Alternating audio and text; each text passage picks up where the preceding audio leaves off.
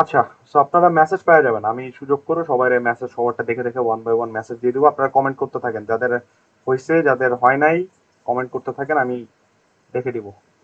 আচ্ছা, যেটা বলতেছিলাম যে আমরা ফাইবার মার্কেট প্লেস নিয়ে কথা বলবো। আমরা প্রায়োরিটি দিব ফাইবারকে, কারণ ফাইবারে বিগিনারদের জন্য কাজ করা ইজিয়ার। অ্যান্ড আরেকটা জিনিস যেটা ফাইবারে হয় যে আপনারা ক্লায়েন্ট হ্যান্ডেল করা শিখবেন খুব ভালোভাবে, কারণ ফাইবারের ম্যাক্সিমাম ক্লায়েন্ট পাবেন হচ্ছে ইন্ডিভিজুয়াল বা ছোটখাটো কোনো কোম্পানি, বুঝছেন। আর আপওয়ার্কের ক্লায়েন্টরা ম্যাক্সিমাম বড় হয়, এবং বড় মানে হচ্ছে বড় বিজনেস, বড় কোম্পানি এই টাইপের হয়। হুম।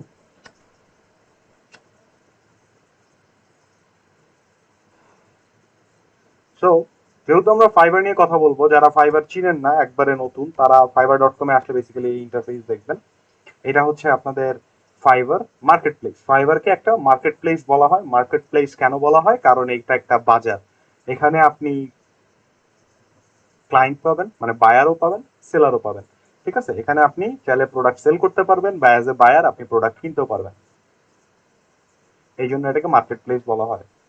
তো ফ্রিল্যান্সিং জিনিসটা বুঝতে গেলে আপনাকে একটু রিয়েলিটির সাথে মিলাইতে হবে। আমি যেভাবে সহজ করে বুঝাই আর কি, যে আপনি ফাইবারকে চিন্তা করবেন হচ্ছে বসুন্ধরার মতো। বসুন্ধরা শপিং মল চিনেন না? ওই টাইপের চিন্তা করবেন। তো ফাইবার হচ্ছে বসুন্ধরা শপিং মল। এর ভিতরে আপনার একটা আইডি, মানে আপনার একটা দোকান আছে। ওই দোকানে আপনি যা সেল করবেন ওইটাই। এটাই হচ্ছে ফাইবারের বেসিক আইডিয়া আর কি। সব মার্কেট প্লেসেরই সেম আইডিয়া, তবে কিছু কিছু মার্কেট প্লেস আলাদা, যেমন ফ্রিল্যান্সার.com, 99 ডিজাইন, এদের একটু ক্ষেত্রে আলাদা, বাট মোটামুটি ম্যাক্সিমাম মার্কেট প্লেস এরকম। ঠিক আছে, যাদের অ্যাকাউন্ট নাই ফাইবারে আসবেন, ফাইবার গুলো ঘুরে ঘুরে দেখবেন। এখানে বেসিক্যালি এই ওয়েবসাইটে অনেক ইনফরমেশন পাবেন আপনারা, freelancing related, fibre market related, ঘুরে বেড়াবেন। তো সবার আগে আমরা ফ্রিল্যান্সিং নিয়ে কথা বলার আগে আপনাদেরকে জানতে হবে যে একটা মানুষ ফ্রিল্যান্সিং করে কিভাবে, বা আপনার অ্যাকাউন্টে টাকা আসে কিভাবে। আপনাদের মধ্যে যারা ফ্রিল্যান্সিং করতেছেন বা করেন বা করবেন, তারা হয়তো জানেন। বলেন দেখি, একটা ফ্রিল্যান্সার টাকা আর্ন করে কিভাবে, কি কি স্টেপ তাকে পার করতে হয় টাকাটা তার অ্যাকাউন্টে আসা পর্যন্ত। শুরুতে কি হয়? একটা বায়ার থাকে, আমি শুরু করে দিচ্ছি। তারপরে কি হয় বলেন? একটা ক্লায়েন্ট থাকে, সে কি করে? আরেকটা স্টেপ লিখে দিই, ফাইবার মার্কেট প্লেসে সে আসে। তারপর কি করে বলেন? আসার পরে সে কি করে? জব পোস্ট করে, অথবা একটা তার যে কাজটা করানোর প্রয়োজন সেরকম একটা সেলার খুঁজে নেয় আর কি, যে ওই সার্ভিসটা আচ্ছা, দেয়। সেলার খুঁজে বার করে। Very good. সো সেলার সাথে কন্ট্যাক্ট করে। সেলারের সাথে কন্ট্যাক্ট করলো, তারপরে কি করে বলেন? কন্ট্যাক্ট করার পরে কি করে? অর্ডার প্লেস করে, রাইট? এই তো। এরপরে সেলারটা কি করে? একজন সেলার কি করে? তাকে যে কাজটা দেওয়া হয় বা যে অর্ডারটা দেওয়া হয়, সেটা সে মানে ক্লায়েন্টের রিকোয়ারমেন্ট অনুযায়ী সম্পূর্ণ করে, তারপর ডেলিভারি করে, রাইট? টাইমের মধ্যে, হ্যাঁ, ডেলিভারি করে টাইমের আচ্ছা, মধ্যে। সো ওই কাজ করার প্রসেসটা আমি বাদ দিছি, কাজ তো অবভিয়াসলি করতে হবে। সো অর্ডার পাওয়ার পরে সে কাজটা করে, দেন সে কি করে? অর্ডার ইন ডেলিভারি টাইমের করে। মধ্যে ডেলিভারি করে। তারপর তারপর ডেলিভারি করার পর ক্লায়েন্ট এটা দেখে, যদি তার ক্লায়েন্ট কোনো চেঞ্জের দরকার হয় তাহলে চেঞ্জের জন্য রিকোয়েস্ট করে, অথবা হুম। সেটা অ্যাপ্রুভ করে ফেলে। অ্যাপ্রুভ করার পর রিভিউ দিয়ে চলে যায়। আচ্ছা, এরপরে অ্যাপ্রুভ করে ফেলে। তাহলে আমার কাজটা হয়ে গেল, এরপরের প্রসেস? এরপরের প্রসেস হচ্ছে রিভিউ দিয়ে, মানে একদম পুরো কন্ট্রাক্টটা এন্ড করে চলে গেলে, এরপর 14 দিন পর্যন্ত টাকাগুলা এই এতে থাকে আর কি। টাকাটা কি জানি কোথায় আসে অ্যাপ্রুভ করার পরে? সেটা তো স্ক্রুতে থাকে আর ফাইবার অথবা মার্কেট প্লেসের স্ক্রুতে থাকে। অ্যাপ্রুভ করার পরে টাকাটা আপনার আসবে হচ্ছে ফাইবার অ্যাকাউন্টে। হ্যাঁ। ঠিক আছে। জি। সো ক্লায়েন্ট কাজ অর্ডার দিল, মার্কেটে আসলো, সেলারের সাথে কন্ট্যাক্ট করে অর্ডার দিল, কাজ সে ডেলিভারি দিল, সেলার অর্ডার অ্যাপ্রুভ হয়ে গেল। এরপরে সে কি করলো? টাকাটা কি হবে তখন? ফাইবারের অ্যাকাউন্টে আসবে, নট আপনার account, Bangladeshi account, bank account, কোথাও না। আসবে কোথায়? ফাইবারের অ্যাকাউন্ট। ফাইবারের অ্যাকাউন্টের থেকে আমরা কি করতে হয় তারপরে? টাকাগুলো আমার আমার অ্যাকাউন্টে অ্যাভেলেবল হওয়ার পর তারপর আমরা উইথড্র করতে পারি আর কি। আমাদের যে ব্যাংক অ্যাকাউন্ট পেওনিয়ার, সেখানে উইথড্র দিই। হ্যাঁ, পেওনিয়ার অ্যাকাউন্টে নিয়ে যেতে হয়, ঠিক আছে। সো আপনি প্রথমে টাকাটা পাবেন আপনার ফাইবার অ্যাকাউন্টে, তারপর সেটাকে আমরা ট্রান্সফার করি হচ্ছে পেওনিয়ার অ্যাকাউন্টে। পেওনিয়ার অ্যাকাউন্টকে বলা হয় পেমেন্ট গেটওয়ে মেথড। এটা একটা পেমেন্ট গেটওয়ে মেথড। মেথডটা কি, যে আপনি টাকাটা কিভাবে নেবেন, টাকাটা ফাইবার থেকে আমরা ডিরেক্টলি ব্যাংকে ট্রান্সফার করতে পারি না। এর কারণে, বা ডলার আমরা কিন্তু ডিরেক্টলি ব্যাংকে ট্রান্সফার করতে পারি না, সো একটা মাধ্যম লাগে। সো এই মাধ্যমটা কি, যে বিভিন্ন মানুষ যখন ডলার পাঠাবে সেটা আপনার পেওনিয়ার অ্যাকাউন্টে আসবে। Payoneer is similar to PayPal, ঠিক আছে। পেওনিয়ার আর পেপাল সেম। তো পেওনিয়ারে ডলারটা ঢুকে এবং সেই ডলারটা পেওনিয়ার থেকে যখন আমরা উইথড্র করি তখন আমরা কই পাই, বাংলাদেশি ব্যাংক অ্যাকাউন্টে আমাদের চলে আসে, ঠিক আছে। বাংলাদেশি ব্যাংক অ্যাকাউন্ট, যে কোনো ধরনের অ্যাকাউন্ট হইতে পারে আপনার, সেটা ব্র্যাক ব্যাংক, ডিবিবিএল, হোয়াটএভার, যে কোনো ব্যাংক অ্যাকাউন্টে আপনার তা চলে আসবে, ঠিক আছে। তো এইটাই হচ্ছে বেসিক্যালি প্রসেস। এন্ড ফাইনালি আপনি এটিএম কার্ড দিয়ে বা আপনি চেক দিয়ে হোয়াটসএভার আপনি টাকাটা তুলে ফেলবেন। এটা হচ্ছে একটা ফ্রিল্যান্সিং এর basic process. And this process, হ্যাঁ, কি যেন বলছিলাম, তো এই প্রসেসটা সব মার্কেট প্লেসের জন্যই সিমিলার। হ্যাঁ, this is similar to all market place. আপনি যে কোনো মার্কেট প্লেসে কাজ করবেন, ক্লায়েন্ট আসবে, কথা বলবে, অর্ডার দিবে, কাজ করবেন, টাকাটা আগে ওই মার্কেট প্লেসে যাবে, যে মার্কেট প্লেসে আপনি করেন না কেন, সেই মার্কেট প্লেস থেকে টাকাটা আপনার পেওনিয়ার অ্যাকাউন্টে নিতে হবে, ডলারটাকে। দেন ওইটাকে আমরা কি করতে পারি, আমাদের বাংলাদেশি ব্যাংক অ্যাকাউন্টে ডাইভার্ট করে দিতে পারি। এই প্রসেসটা কি বুঝতে পারছেন সবাই? একটা ফ্রিল্যান্সার এভাবে কাজ করে, ক্লিয়ার? আচ্ছা, এবারে আসেন কিভাবে টাকাটা আপনার কাছে, কত টাকা কি হিসাবে আসে দেখেন। সো ক্লায়েন্ট আসলো মার্কেট প্লেসে, আসার পরে সেলারের সাথে কন্ট্যাক্ট করে অর্ডার দিল কত টাকার, ধরেন ফরসে $5 সে কাজ করাইতে দিল। যখন ক্লায়েন্ট $5 অর্ডার প্লেস করবে তখন তাকে একটা সার্ভিস চার্জ অ্যাড করতে হয়, ফাইবারকে তাকে সার্ভিস চার্জ দিতে হয়, যেটাই হচ্ছে অলমোস্ট $2.25, অলমোস্ট, এটা এক্সাক্ট ভ্যালু আমি মনে নেই, 2.25 এর আশেপাশে, 2.25 বা 2.3 বা 4 এরকম আর কি, মানে $2-2.5 দিতে হয় আর কি। এটা হচ্ছে সার্ভিস চার্জ দিতে হয় ফাইবারকে, বায়ারকে, এই সরি, বায়ারকে ফাইবারকে, মানে কেমনে বাংলা বুঝাই, বায়ার এই সার্ভিস চার্জটা দেয় ফাইবারকে অর্ডারটা প্লেস করার জন্য, বুঝাতে পারছি? তার মানে সেই যদি ক্লায়েন্ট যদি $5 অর্ডার প্লেস করে তার খরচ হবে কত, ধরেন $7.25 বা $7.5 ধরে নেন, খরচ হচ্ছে তার $5 অর্ডার প্লেস করতে। তারপরে এই টাকাটা থাকে কোথায়, এই টাকাটা থাকে হচ্ছে আপনার ফাইবারের কাছে, এটাকে বলা হয় এসক্রো সিস্টেম। এসক্রো সিস্টেমটা কি জিনিস, যে আপনার টাকাটা না ক্লায়েন্টের কাছে থাকবে না আপনার কাছে থাকবে। কেন এটা করছে, এটা থাকবে ফাইবারের কাছে, থার্ড পার্টির কাছে থাকে। কেন? কারণ যদি এমন হয় যে আপনি একটা 2 নম্বরই কাজ করে ওর টাকা খেয়ে ফেললেন, এটা হতে পারে, বা আবার এমনও হতে পারে যে আপনি কাজ ঠিকই দিচ্ছেন, ক্লায়েন্ট টাকা দিল না, তো আপনার লস। এই জিনিসটা যাতে না হয়, এই টাকাটা কার কাছে সেফ থাকে, ফাইবারের কাছে। ফাইবার এই টাকাটা রেখে দেয়, যে $5 অর্ডার এটা রেখে দেয়, এন্ড এটা ততক্ষণ পর্যন্ত রাখে যতক্ষণ না অর্ডারটা অ্যাপ্রুভ হচ্ছে। অর্ডার অ্যাপ্রুভ হয়ে গেলে আপনার অ্যাকাউন্টে ফাইবার থেকে টাকাটা চলে আসবে। কত টাকা আসবে? $4। আপনি পাবেন কয় ডলার? $4। এন্ড কোয়েশ্চেন হচ্ছে, কাজ করলেন আপনি $5, আপনার অ্যাকাউন্টে $4 ঢুকবে কেন? কারণ আপনার অ্যাকাউন্টে যখন টাকা ঢুকবে, যেই ডলারের কাজ করবেন ওইখান থেকে 20% টাকা ফাইবার কেটে নিবে, ঠিক আছে। অর্থাৎ আপনি যদি $100 কাজ করেন বা অর্ডার পান, আপনি ফাইবারে পাবেন হচ্ছে $80, $20 কেটে নিবে হচ্ছে ফাইবার। কেন? ওই যে আপনি ফাইবার মার্কেট প্লেসে কাজ করতেছেন, এই জন্য ফাইবার এই টাকাটা আপনার কাছ থেকে কেটে নিবে, বুঝাতে পারছি? আচ্ছা, সো এই $2.25 নিয়ে মাথা ঘামায় না, কারণ এটা ক্লায়েন্টকে দিতে হবে, নো বিগ ডিল, আপনার জন্য ওটা মাথা ঘামানোর কিছু না।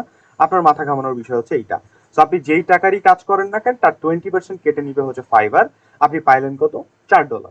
এই $4 আমাকে পাঠাতে হবে কোথায়? পেওনিয়ার অ্যাকাউন্টে। সো পেওনিয়ার অ্যাকাউন্টে কত টাকা আসবে তখন? $4 আসবে, ঠিক আছে। এবার পেওনিয়ার অ্যাকাউন্ট থেকে যখন আপনি বাংলাদেশি ব্যাংক অ্যাকাউন্ট, অর্থাৎ আপনার ব্যাংক অ্যাকাউন্টে নিয়ে আসবেন, কত টাকা দিবে আপনাকে বলেন তো, দেখি বলতে পারেন নাকি? পেওনিয়ার কত টাকা দিবে? ভাইয়া পেওনিয়ার নাকি বাংলাদেশ ব্যাংক? বাংলাদেশ ব্যাংক আবার কই থেকে আসলো? ওই যে লিখছেন যে বাংলাদেশি ব্যাংক আর কি। Bangladeshi bank, not Bangladesh bank. Bangladeshi সেটাই ব্যাংক আমি মানে, শুনতে বললাম। হ্যাঁ, বাংলাদেশ ব্যাংক আপনাকে কত দিবে, ধরেন বাংলাদেশি ব্যাংক কত দিবে? সেটা তো আপনার রেটের উপর নির্ভর করে, কখনো ওইটা 105 বলি রে আমি। আপনার পেওনিয়ার থেকে যখন টাকাটা আসবে তখন কত টাকা দিবে পেওনিয়ার ব্যাংকে, কত টাকা ট্রান্সফার করবে, কত ডলার? $4। ওই যে আপনি $4 তো ট্রান্সফার করা যায় না, ওটা তো জি না, মিনিমাম। পেওনিয়ার দিবে হচ্ছে $1 বাংলাদেশি ব্যাংকে। আপনি পাবেন আলটিমেটলি $1। অ্যান্ড কোয়েশ্চেন হচ্ছে আমি পেওনিয়ার থেকে পাঠাইলাম হচ্ছে $4, আমার অ্যাকাউন্টে ঢুকবে $1। কেন? কারণ পেওনিয়ারে একটা জিনিস আছে, সেটাকে বলা হয় পার ট্রানজাকশন ফিজ। তো পার ট্রানজাকশন ফি বুঝেন, মানে প্রত্যেক ট্রানজাকশনে পেওনিয়ারকে আপনার টাকা দিতে হবে, ঠিক আছে? এটাকে বলা হয় পার ট্রানজাকশন ফিজ হুইচ ইজ $3। তার মানে আপনি পেওনিয়ার থেকে যতবার বাংলাদেশি অ্যাকাউন্টে টাকা পাঠাবেন, যত ডলারই পাঠান না কেন, প্রত্যেকবার, এই জন্য বলছি পার ট্রানজাকশন ফি, আপনি যদি 300 বার পাঠান 300 বার ও $3 করে করে কাটবে, ঠিক আছে? এই জন্য বলা হচ্ছে পার ট্রানজাকশন ফি। তো পেওনিয়ার কাটে নিবে কত ডলার? $3। আপনি পাবেন কত টাকা? $1। বুঝাইতে পারছি মানে কে কত টাকা কই থেকে কাটিয়ে নিতেছে? তো আলটিমেটলি আপনার কাছে থাকবে $5 কাজ করার পর $1। বুঝলেন? ভাই এখানে যদি আমি $300 পার করি তাহলে $3 দিবে? হ্যাঁ, এটা আমি বলতেছি, দেখেন। সো এখানে আমি $5 দিয়ে উদাহরণ দিচ্ছি কেন, আপনাদের বুঝতে সুবিধা হবে, কারণ নাম্বারটা কম, বেশি নাম্বার দিলে তখন আমারই গোল পাকায় যাবো। সো $5 দিয়ে বললাম কেন, যে আলটিমেটলি আপনাদের যাতে আমি প্রসেসটা বুঝাতে পারি কে কত টাকা কাটতেছে। এখন এখানে কিন্তু একটা ফ্যাক্ট আছে, ফ্যাক্ট হচ্ছে ফাইবার মার্কেট প্লেস থেকে আপনি মিনিমাম উইথড্র করতে পারবেন $30। মানে ফাইবার থেকে পেওনিয়ারে টাকা যদি আপনি পাঠাতে চান, তাহলে আপনার কত টাকা থাকতে হবে আপনার অ্যাকাউন্টে? মিনিমাম $30 থাকতে হবে, নাহলে আপনি পেওনিয়ারে টাকা পাঠাতে পারবেন না। প্রথম বাধা। দ্বিতীয় বাধা হচ্ছে পেওনিয়ার থেকে যখন বাংলাদেশের ব্যাংকে আপনি টাকা পাঠাবেন, সেটার মিনিমাম অ্যামাউন্ট হতে হবে $50। অর্থাৎ পেওনিয়ার থেকে আপনি বাংলাদেশের ব্যাংকে $50 কম টাকা পাঠাতে পারবেন না। বুঝতে পারলাম? ওই যে মিনিমাম থাকে না যে এটিএম বুথে 500 টাকার কম তোলা যায় না, সেম থিং। সো আপনি পেওনিয়ার থেকে $50 নিচে ব্যাংকে টাকা পাঠাতে পারবেন। তো আলটিমেটলি আমি যদি ফাইবারে $50 ইনকাম না করি, সেটা আমার কোনো কাজে আসবে বলেন তো? কারণ আমি এটিএম এ নিতেই পারবো না। বুঝছেন আমার কথা? কি বুঝতে পারতেছেন আপনারা? জি ভাইয়া। এখন এখানে আপনার কাছে মনে হচ্ছে যে ভাই $3 কেটে আমি $1 পাবো, এটা তো কাজ করা ওয়ার্থ ইট না। বাট এখানেই বিষয়টা হচ্ছে টাকার। এখন দেখেন, আপনি যদি চিন্তা করেন যে আমি $50 নিব ফাইবার থেকে, আপনি পাঠিয়ে দিলেন $50 পেওনিয়ারে, আর পেওনিয়ার থেকে বাংলাদেশের ব্যাংকে কিন্তু আপনি ট্রান্সফার দিবেন $50, কিন্তু ঢুকবে কত জানেন? $47, কারণ $3 ও ট্রানজাকশন ফি কেটে নিবে। $47 যদি ঢুকে, তাহলে আপনি চিন্তা করেন $50 এখন রেট মেবি 105-6 হোয়াট এভার যে রেটই আছে। তো এখন আপনার 105-6 না ধরে 100 করে ধরি আমরা। তো 50,000 মানে হচ্ছে ভাই, $50 মানে হচ্ছে 5,000 টাকা। আর 5,000 টাকা থেকে যদি আপনার কাছ থেকে 300 টাকা কেটে নেয়, আপনার গায়ে কিন্তু লাগবে না যে 5,000 টাকা থেকে 300 টাকা কেটে নিছে। ইভেন এটা আপনার বিকাশের চার্জের চাইতেও কিন্তু কম। তো ওই হিসাবে চিন্তা করলে মনে হয় যে আরে না, এটা তো ব্যাপার না। কিন্তু যদি আপনি অল্প টাকা চিন্তা করেন তখন বেশি। এই জন্য আমরা কি করি, মার্কেট প্লেস থেকে যখন টাকা উইথড্র করি, আমরা কিন্তু একটা বাল্ক অ্যামাউন্টে উইথড্র করি, মানে টাকাটা জমাই। কারণ আমি যদি $1,000 একবারে ট্রান্সফার করি, তাও আমার $3 কাটবে। আমি যদি 50 টাকা ট্রান্সফার করি, তাও $3 কাটবে। তো মানে আলটিমেটলি আমি যাই ট্রান্সফার করি, ও $3 কাটতেছে কিন্তু। তো আমি ছোট ছোট কেন ট্রান্সফার করব বলেন? আমি একবারে বড় অ্যামাউন্ট করব। আমি যদি এখন ধরেন 30,000 টাকা পেওনিয়ার থেকে নেই, ওখান থেকে যদি 300 টাকা কেটে নেয়, আমার গায়ে লাগবে না। অথচ আমি যদি 1,000 টাকা ট্রান্সফার করি, তো ওখান থেকে যদি 300 টাকা কেটে নেয়, মনে হবে উঠাইলাম 1,000, কেটে নিল 300, তো থাকলো কি আমার কাছে? বুঝাইতে পারছি বিষয়টা? এই জন্য আমরা কি করি, টাকাটা জমায় একবারে, মানে একটা বিগ অ্যামাউন্ট তুলি, তখন গায়ে লাগবে না। বাট আপনি যদি অল্প অল্প অল্প করে তুলেন, তখন আপনার কাছে বেশি টাকা কাটবে। তো এই প্রসেসটা কি বুঝতে পারছেন? জি ভাইয়া। আসেন আপনাদেরকে একটা মজার ইনফরমেশন দিই আজকে। এটা আপনারা জানেন কি জানেন না, অনেকে হয়তো জানতে পারেন। মজার ইনফরমেশন হচ্ছে, from 2024 there will be a tax added to the remittance। কি বুঝলেন? এটা কি জানেন কেউ?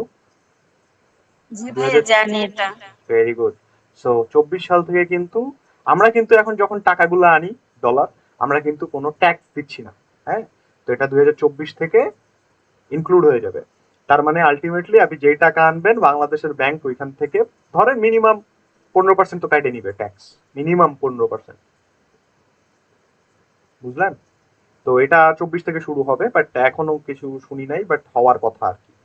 সো এখানে এই জিনিসটা তৈরি হয়েছে, মানে মাঝখানে ফ্রিল্যান্সিং এমন হুচুক উঠছে, এখনো আছে। এটা তৈরি হয়েছে এই কারণে যে মাঝখানে আপনারা শুনছিলেন freelancer ID card, freelancer card, পরিচয়পত্র দিচ্ছিল, এইখান থেকে ঝামেলাটা শুরু হয়েছে। যখনই পরিচয়পত্র কাহিনীগুলো আসছে তখনই ওইখানটায় ছোট্ট করে লিখে দিতে from 2024 there will be tax added, বুঝছেন? ওইখানে তখন থেকে শুরু হয়েছে এই কাহিনীটা। এটা বেশি মানে কিছু পাকনা মানুষের জন্য এই জিনিসগুলো হয়েছে আর কি, নাহলে এটা হইতোই না। বেশি মানুষ লাফালাফি করছে তো, এখন সরকারের চোখে পড়ছে, দেখছে যে আরে এত এত টাকা ঢুকতেছে, সরকার কোনো টাকা পাচ্ছে না, তো নাও এবার ট্যাক্স বসায় দাও। তো এই জন্য এই কাহিনীটা হয়েছে। এন্ড মজার বিষয় কি জানেন, এই ফ্রিল্যান্সার কার্ডের মানে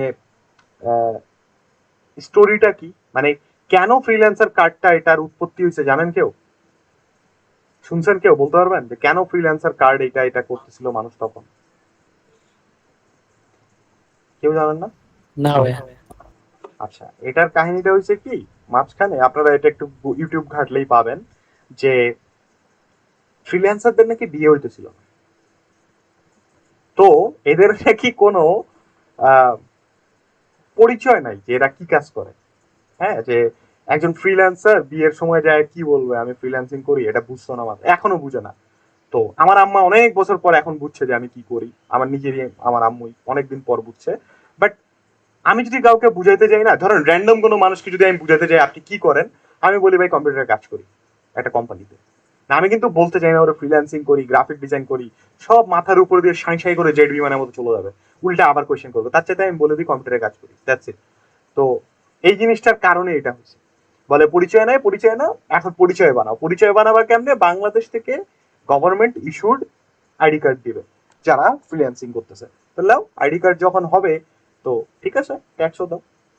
বুঝলেন বিষয়টা? এই জায়গা থেকে মেইন কাহিনীটা শুরু। এখন দেখা যাক 24 সালে কি কিছু হয় নাকি, আল্লাহ জানে কি হবে, বাট আই থিঙ্ক কিছু একটা তো হবে। তো যাই হোক, এটা হচ্ছে বেসিক আমাদের যে আর্নিং এর প্রসেস, এইটাই প্রত্যেক মার্কেট প্লেসে অলমোস্ট সেম, একই জিনিস ঘুরে পেঁচে আছে আর কি। আচ্ছা, প্রসেসটা বুঝছেন সবাই? এবারে জি ভাই। আমাদেরকে যেতে হবে একটু টার্মস এন্ড সার্ভিসেস গুলা বুঝতে। কারণ মনে রাখবেন, আমি ফাইবারকে বলছি বসুন্ধরার মতো মার্কেট প্লেস। যদি বসুন্ধরার মতো শপিং মল হয়, বসুন্ধরায় অবশ্যই ওই যে দোকান কমিটি বা ওই যে কি কমিটি ওদের নিশ্চয়ই আছে, অবভিয়াসলি আমি জানি না শিওর, বাট আছে, থাকবেই। তো কমিটি যদি থাকে, কমিটির নিয়ম কানুনও থাকবে, সেম ভাবে আপনাকে নিয়ম কানুন মানতে হবে যদি বসুন্ধরায় আপনি দোকান দিতে চান। সেম থিং এখানেও, এরও কিছু নিয়ম কানুন আছে, এগুলো যদি আপনি মানেন তো আপনার আইডি থাকবে, যদি না মানেন তো আইডি ব্যান্ড হয়ে যাবে। এই টার্মস এন্ড সার্ভিসেস আমরা কোনোদিনও পড়ি না, আমি কখনো পড়ি নাই, একমাত্র পড়ছি এই ফাইবারেরটা, তাছাড়া আজ পর্যন্ত আমি পড়ি নাই। যখনই কোনো সফটওয়্যার মফটওয়্যার ইনস্টল করি আই এগ্রি মারে চলে যাই, কেউ পড়ে না। বাট আপনারা এটা পড়বেন যদি আপনারা স্বশিক্ষিত হইতে চান। ফ্রিল্যান্সিং মার্কেট প্লেস গুলোতে কি হয় জানেন, মানুষের কথা মানুষ বেশি শুনে। হ্যাঁ, আরে ওই ভাই বললো এটা, এই ভাই বললো এটা, আপনার এটা শোনার দরকার নাই। ডু সাম রিসার্চ, আপনি খুঁজে দেখেন, আপনি যদি পান কোথাও তাইলে বুঝবেন যে হ্যাঁ এটা ট্রু। কে কি বললো এগুলা শুনবেন না, এগুলা অনেক বড় একটা প্রবলেম ক্রিয়েট করবে আপনার লাইফে, অনেক বড় প্রবলেম ক্রিয়েট হয়ে যাবে। কারো কথা শুনবেন না, যদি ফাইবার বলে হ্যাঁ, না বলে নাই, যে যাই বলুক শুনবেন না। তো এখানে টার্মস এন্ড সার্ভিসের মধ্যে অনেক নিয়ম কানুন আছে, আমি সবগুলা বলবো না, আমি মোস্ট ক্রিটিক্যাল যেগুলো আছে আমি ইন এ নাটশেল আপনাদেরকে বলে দিব, যেগুলো আপনাদেরকে 100 মেনটেন করতে হবে। বাট এগুলো অ্যাভয়েড করার ট্রাই করবেন না কখনোই, তাইলে কিন্তু সমস্যা আছে। সো টার্মস এন্ড সার্ভিসের মধ্যে আগে টার্মস লাইন পড়া দিচ্ছি, ফাইবারে কি কি ভাষা ব্যবহার করা হয়ে থাকে আমি আগে আপনাদেরকে একটু ক্লিয়ার আপ করে দিই। নিচ থেকে যাই আমরা, প্রথমে বলছি সেলার্স।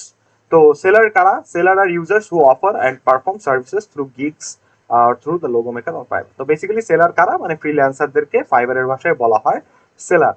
এক কথায় বসুন্ধরা মার্কেটে আপনারা হচ্ছেন দোকানদার, এই দোকানদারই হচ্ছে সেলার মানে ফ্রিল্যান্সার। অর্ডার কোনটা? ওই যে কন্ট্রাক্ট পাচ্ছেন, অর্ডার পাচ্ছেন, ওইটাই হচ্ছে order. Orders are formal agreement between buyer and seller. So client আর আপনার মধ্যে যে একটা এগ্রিমেন্ট হইতেছে ফর্মাল, এত দিনে এত টাকায় এটা করে দিতে হবে, এটাই হচ্ছে একটা অর্ডার। আর অর্ডার পেজ কি? এই অর্ডার পেজ হচ্ছে, order page is where buyer and sellers communicate with each other in connection with an order gig. মানে হচ্ছে অর্ডার পেজ হচ্ছে কি জানেন, এই অর্ডারটা যখন প্লেস হয় তখন একটা নতুন ওয়েব পেজ ক্রিয়েট হয়, ওই পেজের মধ্যে আপনি ক্লায়েন্টের সাথে কমিউনিকেট করবেন, ওটাকে বলা হয় অর্ডার পেজ। আমার একটা অর্ডার নাই এখন, হয়ে গেল। আমি এখান থেকে একটা যে কোনো অর্ডারে যে লাস্ট আমার অর্ডার দেখাই, এটা এই যে পেজটা দেখতে পাচ্ছেন এটাই হচ্ছে অর্ডার পেজ। এখানে আমরা ক্লায়েন্টের সাথে কমিউনিকেট করি, এটাই অর্ডার পেজ। এখানে আপনি ডিটেলস দেখতে পারবেন কি অর্ডার ছিল, কি কাজ ছিল, এই সব কিছু আপনি এখানে চেক আউট করতে পারেন। এটাই পেজটাকেই বলা হয় অর্ডার পেজ, ঠিক আছে। এরপরে আপনি যদি উপরে আসেন পাবেন হচ্ছে এই লোগো মেকার, লোগো ডিজাইন, এগুলোরে বাদ দেন, এগুলো আমাদের কোনো কাজের নাই। এবার আসেন হচ্ছে গিগস। গিগটা খুব ইম্পর্টেন্ট জিনিস, গিগ কথাটা খুব ভালো করে বুঝবেন। গিগ বা গিগস আর services offered on Fiverr. Gigs মানে হচ্ছে যে সার্ভিসটা আপনি ফাইবারে অফার করতেছেন, ওরা বলতেছে সেটাকে ভাষায়, ফাইবারের ভাষায় সেটাকে বলা হচ্ছে গিগ। অর্থাৎ বসুন্ধরায় আপনার দোকানে অ্যাজ এ দোকানদার মানে অ্যাজ এ সেলার আপনি যে প্রোডাক্টটা বিক্রি করতেছেন ওইটাই হচ্ছে গিগ। এখন যদি আপনি জুতা বিক্রি করেন, জুতা হচ্ছে আপনার গিগ। আপনি যদি জামা কাপড় বিক্রি করেন, জামা কাপড় হচ্ছে আপনার গিগ। আপনি যদি কসমেটিক্স বিক্রি করেন, কসমেটিক্স হইতেছে আপনার গিগ। মানে এক কথায় আপনি যেই প্রোডাক্টটা সেল করবেন সেটাকে বলা হবে গিগ। আর ফাইবারের ভাষায় বলা হয় যে সার্ভিসটা আপনি দিচ্ছেন।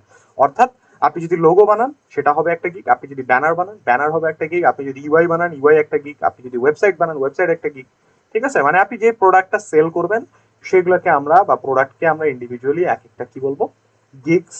মাল্টিপল হলে গিগস আর একটা হলে গিগ বলবো। গিগ পেজ কি? Gig page is where the seller can describe their gig.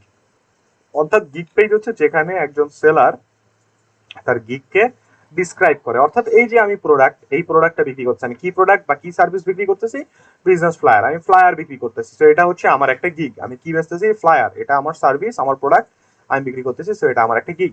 R gig page কি? এইটাই হচ্ছে পুরাটাই হচ্ছে গিগ পেজ, যেখানে আমার গিগ সম্পর্কে ফুল টাইটেল, গিগের জন্য ডেমো কিছু ছবি, তারপরে গিগের ডিসক্রিপশন, প্রাইসিং, প্যাকেজিং, এভরিথিং লেখা থাকবে।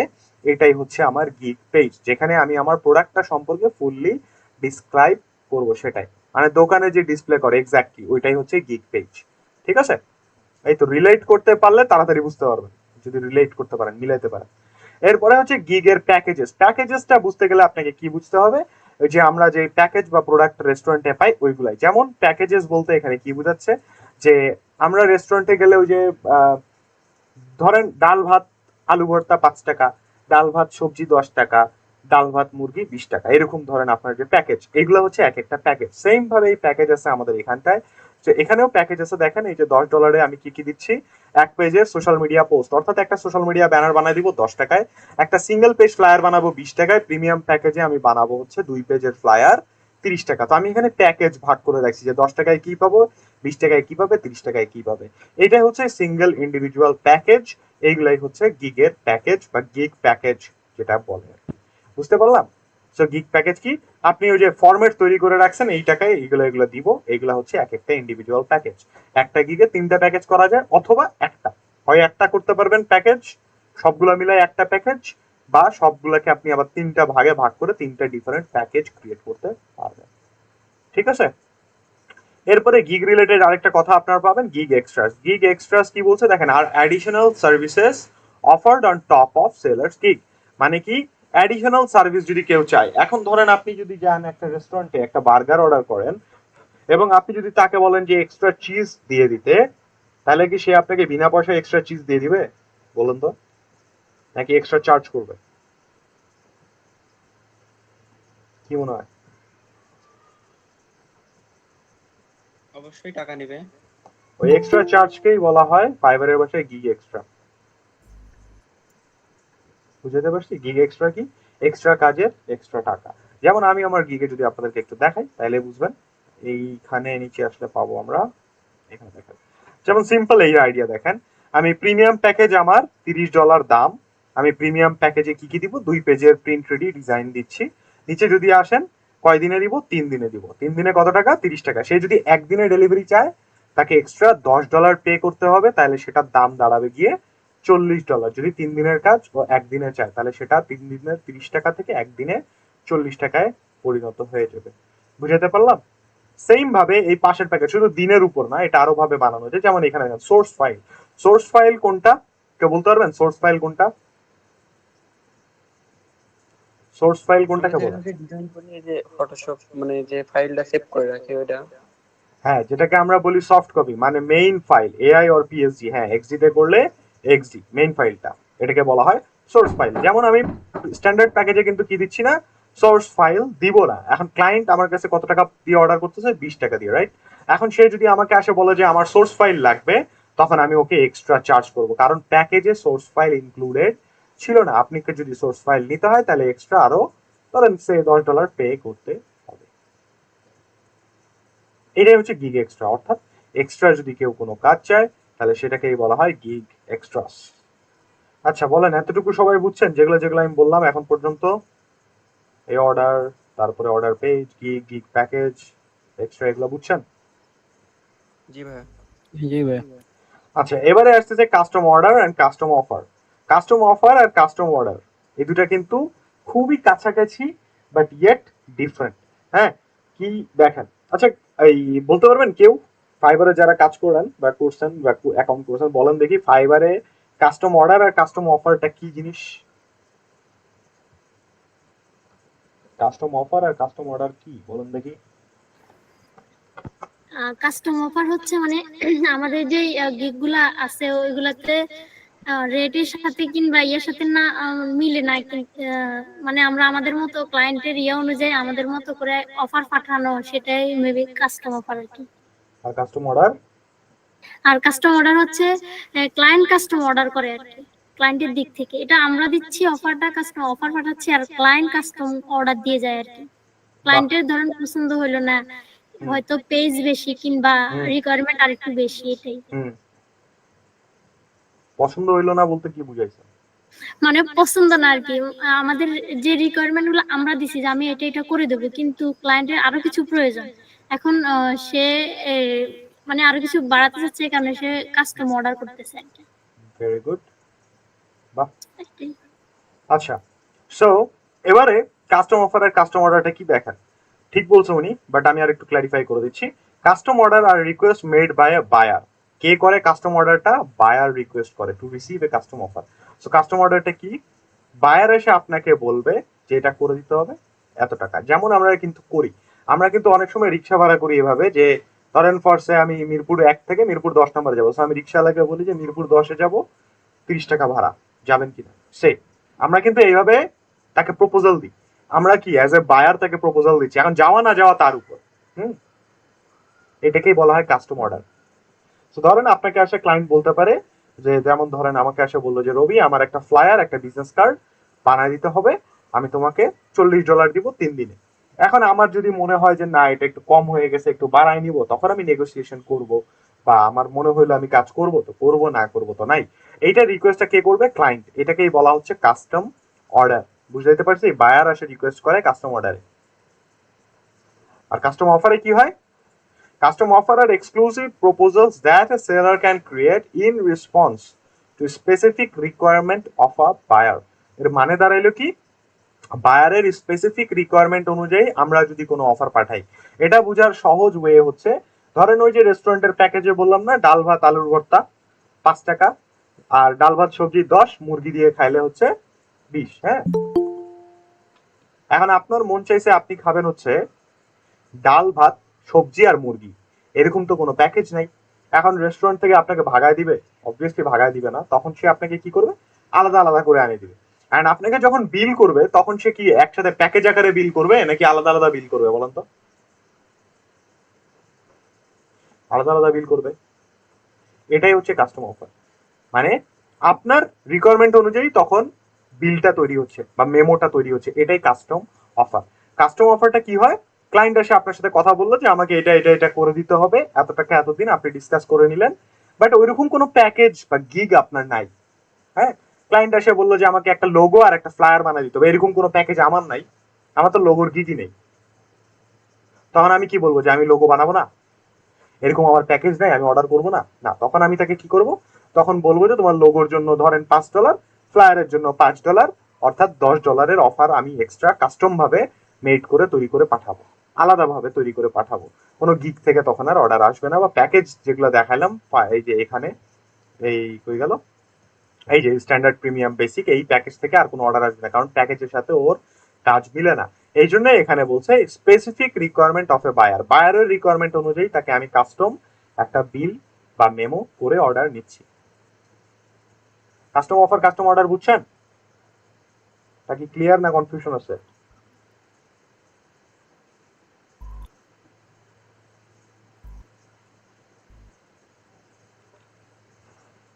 আচ্ছা, এরপরে দেখেন বিজনেস অ্যাকাউন্ট। বিজনেস অ্যাকাউন্টটা কি? বিজনেস অ্যাকাউন্ট নিয়ে মাথা ঘামানো আমাদের আসলে লাভ নাই কোনো। বিজনেস অ্যাকাউন্ট হচ্ছে ধরেন কোনো কোম্পানি একটা বিজনেস অ্যাকাউন্ট করবে ফাইবারে, ওখানে অনেকজন টিম মেম্বার থাকবে, এখানেও বলছে দেখেন টিম মেম্বার, অ্যাকাউন্টে আবার টিম মেম্বারও থাকে, মানে মাল্টিপল ওনার হয় একটা অ্যাকাউন্টে। ওইখানে ধরেন এইচআর এর লোক থাকতে পারে, মার্কেটিং এর লোক থাকতে পারে, হ্যাঁ এই ধরনের আপনার লোকজন নিয়ে একটা টিম বানায় বিজনেস অ্যাকাউন্ট ক্রিয়েট করে ফাইবারে, যারা বিজনেস অ্যাকাউন্ট মানে বিজনেস চালাচ্ছে ওরা মানে বায়ার, তখন ওইটা অ্যাকাউন্টটাকে বলা হয় বিজনেস অ্যাকাউন্ট। এটা নিয়ে আমাদের মাথা ঘামায় লাভ নাই। আর বায়ার তো আপনারা জানেন ক্লায়েন্ট, যারা সার্ভিস পারচেস করবে। এই টার্মস গুলো কি সবাই বুঝছেন? কারো কোনো কোয়েশ্চেন কনফিউশন থাকলে বলেন, কারণ এইগুলো কিন্তু আমি পরবর্তীতে আর এরকম করে বলবো না, আমি তখন জাস্ট বলে যাবো গিগের এইটা কাস্টম অফার এইভাবে, আমি কিন্তু আর ক্ল্যারিফাই করবো না। কারো কোনো কোয়েশ্চেন কনফিউশন থাকলে বলেন।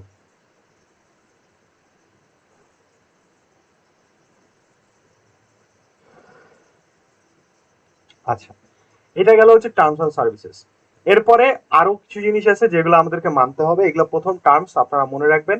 এবারে আসেন ফাইবারের যে মেইন জিনিসগুলো আমাদেরকে ফলো করতে হয় সেইগুলা, যেটাকে আমি আমার ভাষায় বলি ডুজ অ্যান্ড ডোন্টস, যেটা করব, কি করব আর কি করব না, ঠিক আছে, ডুজ অ্যান্ড ডোন্টস। সো প্রথমে আমি কি কি করব না এগুলো বলে দিই।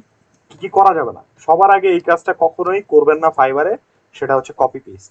কোনো ধরনের কপি পেস্ট করা যাবে না, কারো টাইটেল, কারো ডিসক্রিপশন, কারো থাম্বনেল, কারো ডিজাইন, কারো প্যাকেজিং, প্রাইসিং, দাম, দাম দাম হতে পারে, মানে হুবহু করা যাবে না, মানে আমি যা বানাইছি আপনিও তাই বসায় দিচ্ছেন, তাইলে সমস্যা আছে। ব্যান্ড খাবে কে জানেন? আপনি, কারণ আমার অ্যাকাউন্ট বা আমার গিগ আপনার আগে করা, আপনি আমার কপি করছেন এমনি বোঝা যাবে, আপনি প্রবলেমে ফেস করবেন। কপি পেস্ট করা ফাইবারে ভুলে যান, কোনো ধরনের লেখা বা কিছু কপি পেস্ট করতে পারবেন না। হ্যাঁ আপনি মডিফাই করতে পারবেন, তাইলে হয়তো মানে এটা হইতে পারে, বাট আপনি কপি পেস্ট করতে পারবেন না, হুবহু কোনো লেখা ডিজাইন কিছু অ্যাপ্লাই করা যাবে না। তারপরে হচ্ছে রুড বিহেভ, রুড কোনো বিহেভ করা যাবে না, অর্থাৎ কোনো ধরনের স্ল্যাং ইউজ করতে পারবেন না, এটাও ডোন্টের মধ্যে। কোনো ধরনের স্ল্যাং, গালিগালাজ ক্লায়েন্টকে করতে পারবেন না। হ্যাঁ আমি করি না এমনটা না, আমি করি, বাট আমি হচ্ছে মেসেজে পাঠাই না, আমি ল্যাপটপের সামনে চিল্লাই, এটা চিল্লাইতে পারেন, এটা সবাই চিল্লায়, প্রত্যেকটা ফ্রিল্যান্সার একবার মেজাজ খারাপ হয়ে এটা চিল্লায়, গালাগালি করে, বাট কখনো মেসেজ লিখে পাঠায় না, তাহলে অ্যাকাউন্ট কিন্তু সমস্যা হয়ে যাবে। সব দেখাবো, ওয়েট করেন। সো বুঝতে পারছেন, এই জিনিস করবেন, রুড বিহেভিয়ার করবেন না। যদি ক্লায়েন্টের মানে রুড বিহেভ করতেছে আপনার সাথে সে খারাপ বিহেভ করতেছে, যেটা এক্সপেক্টেড না বা যেটা হচ্ছে আমরা বলি অ্যাপ্রোপ্রিয়েট না, সেক্ষেত্রে আপনি ওগুলোর স্ক্রিনশট নিয়ে সাপোর্টে হেল্প নিতে পারেন, যে এই ক্লায়েন্ট আমার সাথে এরকম এরকম বিহেভিয়ার করছে, তখন সাপোর্ট আপনাকে হেল্প করবে, ফাইবার সাপোর্ট, আমাদের সাপোর্ট না আবার, হ্যাঁ ফাইবারের সাপোর্ট আপনাকে হেল্প করবে, যে ক্লায়েন্টের সাথে দেখবে, যে আপনাদের চ্যাটিং দেখবে, কনভারসেশনে যে কার ভুল, ক্লায়েন্টের বিহেভিয়ার খারাপ হলে তখন ক্লায়েন্টকে ধরবে ওরা, ঠিক আছে। আচ্ছা, এই জিনিস করতে পারবেন না। তারপরে আপনারা হচ্ছে 18+ কোনো কন্টেন্টে কাজ করতে পারবেন না, 18+ কোনো ধরনের কন্টেন্টে কাজ করতে পারবেন না যেটাতে আপনারা 100% ওয়ার্নিং বা ব্যান্ড খেতে পারেন, ঠিক আছে, এই জিনিসগুলো করবেন না। তারপরে contact information, contact info share, contact information share করতে পারবে না, কোনো ধরনের কন্ট্যাক্ট ইনফো শেয়ার করা যাবে না, না email, phone number, Skype, Telegram, কোনো কিছু শেয়ার করা যাবে না। যদি ক্লায়েন্ট আপনার কাছে চায় আপনি বলবেন না, কিভাবে বলবেন ওটা আমি দেখাই দিব, বাট ডিরেক্টলি না বলবেন। ক্লায়েন্ট যদি আপনাকে দিয়ে দেয় তাও আপনি বলবেন যে না আমি কন্ট্যাক্ট করতে পারবো না, ঠিক আছে। কোনো ধরনের কন্ট্যাক্ট ইনফরমেশন শেয়ার করবেন না ফাইবারে, এই জিনিসগুলো কিন্তু মাস্ট, এগুলো মাস্ট বি ফলো করবেন, ঠিক আছে। আচ্ছা, কন্ট্যাক্ট ইনফরমেশন আরেকটা কিছু কথা আছে আমি এখানে বলে দিই, যেমন হচ্ছে যে টাইপ হচ্ছে ধরেন ফরসে ইমেইল, তারপর মানি, পেমেন্ট, তারপরে স্কাইপ, তারপরে হচ্ছে রিভিউ, তারপরে হচ্ছে ফিডব্যাক, ফোন নাম্বার বা নাম্বার, ফোন নাম্বার, এই জিনিসগুলা কখনোই মেসেজে টাইপ করবেন না, তাহলে কিন্তু বিশাল ধরনের প্রবলেম ফেস করবেন। এই জিনিসগুলা কখনোই বলা যাবে না, এই ওয়ার্ডগুলাই রাখা যাবে না আপনার সেন্টেন্সে, ঠিক আছে, এই জিনিসগুলা কখনো করবেন না, ঠিক আছে। আরেকটা জিনিস যেটা লিখতে ভুলে গেছি এই জায়গায়, সেটা হচ্ছে মাল্টিপল অ্যাকাউন্টস ইউজ করা যাবে না, মানে আপনি 3-4টা অ্যাকাউন্ট বানায় ব্যবহার করতেছেন, এটা করতে পারবেন না, আপনাকে আপনার অ্যাকাউন্টই ব্যবহার করতে হবে। এই জিনিসগুলো খুব স্ট্রিক্টলি ফলো করবেন, এইগুলোর কারণে সবচেয়ে বেশি মানুষ ব্যান্ড খায়, এইগুলোই রিজন সবচেয়ে বেশি ব্যান্ড খাওয়া, ঠিক আছে। কেন ভাই এইসব লেখা যাবে না? এগুলো নিয়ম নাই, মানে কেন তো উত্তর নাই। ফাইবার নিয়ম বানাইছে, নাই লেখা যাবে না। ফাইবারে শেয়ার করা যাবে না নাকি আদার মার্কেট? এই যে নিয়মগুলো বলতেছি না, এগুলা দুনিয়ার সব মার্কেট প্লেসে সেম। হ্যাঁ, এগুলো সব মার্কেট প্লেসে same. It's not only for Fiverr. আপওয়ার্কের ক্ষেত্রেও সেম, ফ্রিল্যান্সার্স এর ক্ষেত্রে সেম, পিপল পার আওয়ারের ক্ষেত্রে, সব জায়গায় এই জিনিসগুলা অ্যাভয়েড করে। ঠিক আছে? যেমন উবার আছে না, উবারেও কিন্তু বলে দেয় যে আপনি পার্সোনালি কন্ট্যাক্ট করতে পারবেন না, উবারের থ্রুতে কাজ নিতে হবে। এটা তো অনেক কাহিনী আছে। কাহিনী হয় কি, ধরেন আপনি উবার থেকে অর্ডার আসে, উবারের রাইড ক্যান্সেল করে আপনি নিজে থেকে নিয়ে গেলেন। তো এক হচ্ছে প্রথম প্রবলেম, উবার পার্সেন্টেজ পাবে না। আর দুই, আপনার প্রবলেম যে আপনার কোনো সিকিউরিটি নেই। ও যদি নিয়ে যায় আপনাকে ডাকাতি করে, আপনি তো পুলিশ কেসও করতে পারবেন না, আপনার কাছে কোনো প্রুফ নাই। তো এইগুলা অনেক ঝামেলা হইতে পারে, এই জন্য ওরা এই নিয়ম কানুন করছে যে এগুলা কখনোই কোনোভাবে শেয়ার করবেন না। এখন আসেন, যদি আমি এই কথাগুলো বলতে না পারি, এই ইমেল, পেমেন্ট, ব্লা ব্লা, রিভিউ তো চাবেনই না কখনোই, বা ক্লায়েন্টকে বলবেন না যে আমাকে একটা ভালো রিভিউ দাও, ভালো ফিডব্যাক দাও, বা 5 স্টার, তাহলে খবর আছে আপনার, সাথে সাথে রিয়াকশন পাবেন ফাইবারের। সো ধরেন বায়ার যদি আপনাকে এভাবে বসে, মানে বলে যে হেয়ার ইজ মাই ইমেল, দিয়ে দিল এইটা, বা আপনাকে বললো please give me your email অথবা ফোন নাম্বার বা হোয়াট এভার। যদি এই ধরনের ক্লায়েন্ট আপনাকে মেসেজ পাঠায়, হয় ইমেল দিয়ে দিছে বা আপনার কাছে চাইছে, বা যে কোনো ভাবে আপনার কাছে কন্ট্যাক্ট ইনফরমেশন চাইছে, তখন আপনি কি বলবেন জানেন? আপনি এই মেসেজটা টাইপ করবেন যে sorry, we can not contact outside of fibre, it will violate the terms of fiber. এভাবে মাস্ট বি মেনশন করে দিবেন, কারণ আপনি এটা ক্লিয়ারিফাই করে দিবেন যে আমি ফাইবারের বাইরে তোমার সাথে কমিউনিকেট করতে পারবো না, এটা ফাইবারের টার্মস এন্ড সার্ভিসেস মানে ভায়োলেট করবে। এটার প্রবলেমে, এটা যখন আপনি পাঠাবেন না, এই মেসেজটা ডিরেক্টলি ক্লায়েন্টের কাছে যাবে না। এই মেসেজটা আপনি যখন পাঠাবেন, এই মেসেজটা যাবে হচ্ছে কাস্টমার অফিসারের কাছে। কাস্টমার অফিসার ফাইবারের, যদি আপনার মেসেজটাতে ও মনে করে যে না আপনি ভালো, যার কারণে আপনি বলছেন যে ফাইবারের বাইরে কথা বলা যাবে না, ও অ্যাপ্রুভাল দিবে, তারপরে এই মেসেজটা ক্লায়েন্টের কাছে যাবে। তো এটা অনেক ডেলিকেট একটা ম্যাটার, তো এটা মাথায় রাখবেন। কিন্তু এটার উপর একটা কাহিনী আছে। আমার এক স্টুডেন্ট কি করছিল, ক্লায়েন্ট মেসেজ দিছে, ঘুমের মধ্যে ও রিপ্লাই মোবাইল থেকে লিখে দিছে যে ইমেইল টাইপের, ইমেইল কথাটা ওর মেসেজের মধ্যে, এই যে এই ওয়ার্ডটা ওর মেসেজের মধ্যে ছিল, ঘুমের মধ্যে দিয়ে দিছে, ও বুঝে নাই। সকালে উঠে সুন্দর করে একটা ওয়ার্নিং চলে আসছে ওর কাছে, বুঝছেন? তো ঘুমের মধ্যে হইলেও এই কাজ করা যাবে না। এই জন্য আমার সাজেশন, ঘুমায় কেউ ক্লায়েন্টের সাথে কথা বলবেন না। বেচারা ওয়ার্নিং খায় বসে গেছে একটা। তো এই জিনিসটা মাথায় রাখবেন, কখনো ফাইবারের বাইরে কারোর সাথে কমিউনিকেট করবেন না। এটাতে রিস্ক আছে। ওই যে বললাম, ধরেন আপনি কাজ করে দিচ্ছেন, টাকা না দিয়ে চলে যাবে, আপনি কি করবেন? কিছু করার নাই। হ্যাঁ, আপনাকে কাজ করা দিছে, আবার ক্লায়েন্টেরও রিস্ক আছে যে ওর টাকা দিছে, আপনি কাজ করেন নাই, এটা হইতে পারে। তো এই ঝামেলাগুলো ফেস করার প্রবলেম, দরকার কি ঝামেলাগুলোতে যাওয়ার? আবার যদি এরকম হয় যে হিয়ার ইজ মাই ইমেলও বলছে, ওর ইমেল দিয়ে দিছে, হ্যাঁ, তারপরেও আপনি এই কথা বলবেন যে sorry, we can not contact outside of fibre. আপনি যদি এই টাইপের মেসেজ না লেখেন, তাহলে সমস্যা হবে কি জানেন? যদি ক্লায়েন্ট আপনাকে ইমেল অ্যাড্রেস দিয়ে দেয়, আপনি যদি কোনো কথা না বলেন, তাহলে ফাইবার কি ধরে নিবে বলুন তো? যেমন আমি ধরে নিই, আপনাদেরকে যখন কোনো কিছু জিজ্ঞেস করি আপনারা বুঝছেন কিনা, আপনারা যখন কিছু না বলেন, তখন আমি কি ধরে নেই বলুন তো? নীরবতা সম্মতির লক্ষণ, মানে আমরা রাজি আছি, মানে বুঝছি, এরকম কিছু। তো ফাইবারও এরকম বুঝে নিবে যে আপনি যখনই ওকে কোনো রিপ্লাই দিবেন না ওর ইমেইলের বিপক্ষে, তখনই ফাইবার ধরে নেবে যে যেহেতু রিপ্লাই দেয় নাই, তার মানে এই বেটা গেছে ওর সাথে কথা বলতে। তো এই জন্য মাস্ট বি, যদি কেউ কোনো কন্ট্যাক্ট ইনফরমেশন শেয়ার করে, শুরুতে ডিনাই করবেন। হ্যাঁ, ওর ইমেল তো আপনি পাইছেন, রাইট? আপনি তো ইমেল পাবেনই অবভিয়াসলি। তো ইমেইল দিয়ে পরে ওকে ইমেইল করলেন পার্সোনালি, ইমেইল যদি করেনও, বলে দিবেন যে আমি বড় করে অল ক্যাপসে লিখবেন যে আমি যে তোমার সাথে ফাইবারের বাইরে কথা বলতেছি, এটা কোনোভাবেই যাতে ফাইবারে না যায়, তাইলে কোনো সমস্যা হবে না। এখন এরকম ক্লায়েন্ট আপনি যদি নিয়ে আসেন, কোনো সমস্যা নাই, আমার আছে, আমি কথা বলি হবে। কিন্তু আমি ওকে ক্ল্যারিফাই করে দিছি যে ভাই যাই করো, ফাইবারে যাই বইলো না যে তোমার সাথে আমি ইমেলে কথা বলতেছি, তাহলে কিন্তু সমস্যা আছে। ওর আইডি ব্যান্ড হয়ে গেলে কিছুই যাবে আসবে না, আপনারটা ব্যান্ড হয়ে গেলে সমস্যা। বুঝাতে পারলাম? আবার এরকম ক্লায়েন্টকে দিয়েন না আপনাকে ইমেল পাঠাইছে, আবার ফাইবারে আসে মেসেজ দিচ্ছে, হাই আমি তোমাকে একটা ইমেল পাঠাইছি দেখো, তাইলে আবার বড় সমস্যা হয়ে যাবে। এই জন্য এইসব ঝামেলায় যাওয়ার চাইতে ওকে আগেই বলে দিবেন যে ফাইবারের বাইরে কমিউনিকেট করবো না আমরা। ক্লিয়ার? জি ভাইয়া। আর রিভিউ এর তো কোনো প্রশ্নই আসে না, রিভিউ কখনো চাবেন না, এটা actually bad manner. First world কান্ট্রিতে রিভিউ চাওয়া অ্যাকচুয়ালি ব্যাড ম্যানার, একটা অভদ্রতা আর কি। তো এই এই জিনিসগুলো কিন্তু স্ট্রিক্টলি ফলো করবেন, যেগুলো আপনি মানে করবেন না, কখনোই করবেন না, ঠিক আছে? আচ্ছা, এগুলো বাদ দিয়ে যেমন চাই তাই করতে পারেন, কোনো সমস্যা নেই, কিচ্ছু বলবো না ক্লায়েন্ট। আপনার যদি এগুলার নিয়ম কানুন ভঙ্গ না করেন, আপনি যেমন চাই তাই করতে পারেন, কোনো সমস্যা নেই। বাট মজার বিষয়, এগুলো যদি বাদ দিয়ে দেন আর করার মতো কিছুই থাকে না। ক্লিয়ার?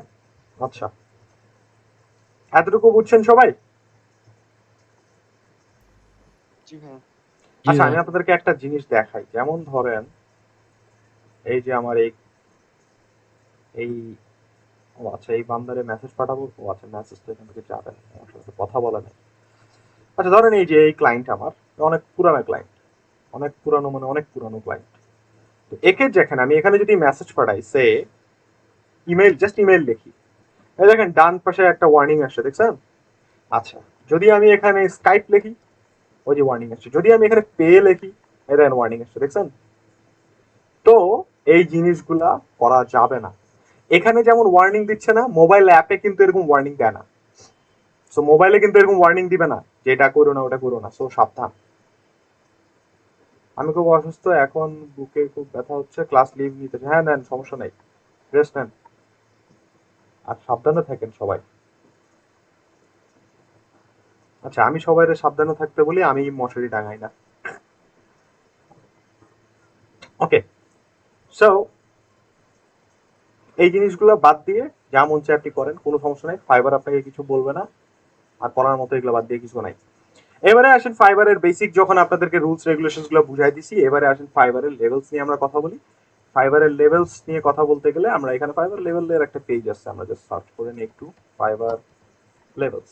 তো যারা ফাইবার সম্পর্কে জানেন না, আপনারা কাজ করতে গেলে এগুলো লেভেল ফেস করবেন বা দেখবেন। ফাইবারের লেভেল আছে, ফাইবারের লেভেল হচ্ছে তিনটা, একটা লেভেল 1, একটা লেভেল 2, একটা হচ্ছে টপ রেটেড সেলার। তিনটা লেভেল হয়। আর আপনারা যখন অ্যাকাউন্ট করবেন, আপনারা থাকবেন এই জায়গায়, এটা কোনো লেভেল নাই, এটা সিম্পলি নিউ সেলার অ্যাকাউন্ট। আপনারা যখন নতুন অ্যাকাউন্ট করবেন, তারা আপনারা থাকবেন হচ্ছে নিউ সেলার অ্যাকাউন্টে, এই জায়গায়, ঠিক আছে? আচ্ছা, সো যখন আপনি নিউ সেলার অ্যাকাউন্ট, অর্থাৎ আপনি যখন নতুন অ্যাকাউন্ট বানাবেন, তখন আপনি কি কি ফিচার পাবেন দেখেন। আপনাকে প্রথমে দিবে হচ্ছে create up to 7 active gigs. আপনি কয়টা গিগ তৈরি করতে পারবেন?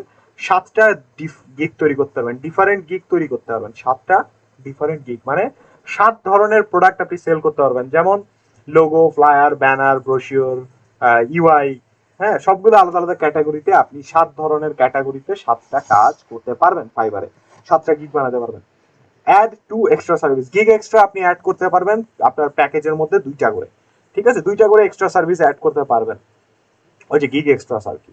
তারপর custom offer, create custom offer up to $20,000। আপনি $20,000 পর্যন্ত কাস্টম অফার নিতে পারবেন একবারে, ঠিক আছে? আমি কিন্তু এই যে আমি বলছি না শুরুতেই যে কাস্টম অফার, কাস্টম অর্ডার, এগুলো কিন্তু আমি আর বুঝাবো না। সো আপনারা না বুঝলে আমাকে বললেন কিন্তু। কাস্টম অফার আপনাকে পাঠাইতে পারবেন সর্বোচ্চ 20,000, মানে একবারে আপনি একটা বিল ক্রিয়েট করতে পারবেন $20,000 এক টাইম। তারপরে withdraw earning for after 14 days, আপনি কতদিন পর টাকা উঠাতে পারবেন? 14 দিন পর, যেটা আমি বললাম। অর্থাৎ আপনি যদি 1 তারিখে একটা কাজ অ্যাপ্রুভ হয়, সেটার টাকা আপনার ফাইবার অ্যাকাউন্টে আসবে 14 দিন পর, অর্থাৎ 15 তারিখে আপনার ফাইবার অ্যাকাউন্টে টাকাটা অ্যাড হয়ে যাবে। 14 দিন লাগে হচ্ছে টাকার ক্লিয়ারেন্স আসতে, ঠিক আছে? এরপরে দেখেন, আপনি এই রিকোয়ারমেন্ট গুলা প্রথমেই ফিচার গুলো আপনাকে দিয়ে দিবে প্রথম অ্যাকাউন্ট করলেই। এরপরে আপনাকে লেভেল 1 এর জন্য কি কি করতে হবে, এখানে দেখেন বলছে কি কি ফিচার ফুলফিল করতে হবে, যেগুলো করলে আপনি লেভেল 1 ব্যাচ পাবেন। কি বলছে দেখেন, B an active seller for at least 60 days. আপনাকে কত দিনের জন্য অ্যাক্টিভ সেলার হতে হবে? 60 ডেজ, অর্থাৎ আপনার অ্যাকাউন্টটার বয়স 60 দিন হতে হবে। মানে আজকে খুলে কালকে আপনি সব রিকোয়ারমেন্ট ফুলফিল করে ফেললেও লেভেল দিবে না। 60 দিনের পুরনো অ্যাকাউন্ট হইলে লেভেল 1 পাবেন। Complete at list 10 orders all time, মানে আপনাকে মিনিমাম 10টা অর্ডার কমপ্লিট করতে হবে।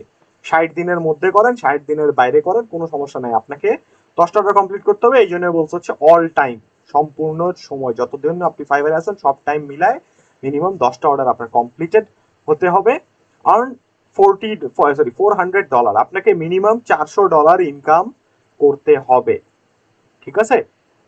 $400 ইনকাম করতে হলে কত ডলারের কাজ করতে হবে বলেন দেখি? আমি কি $400 কাজ করলে $400 পাবো?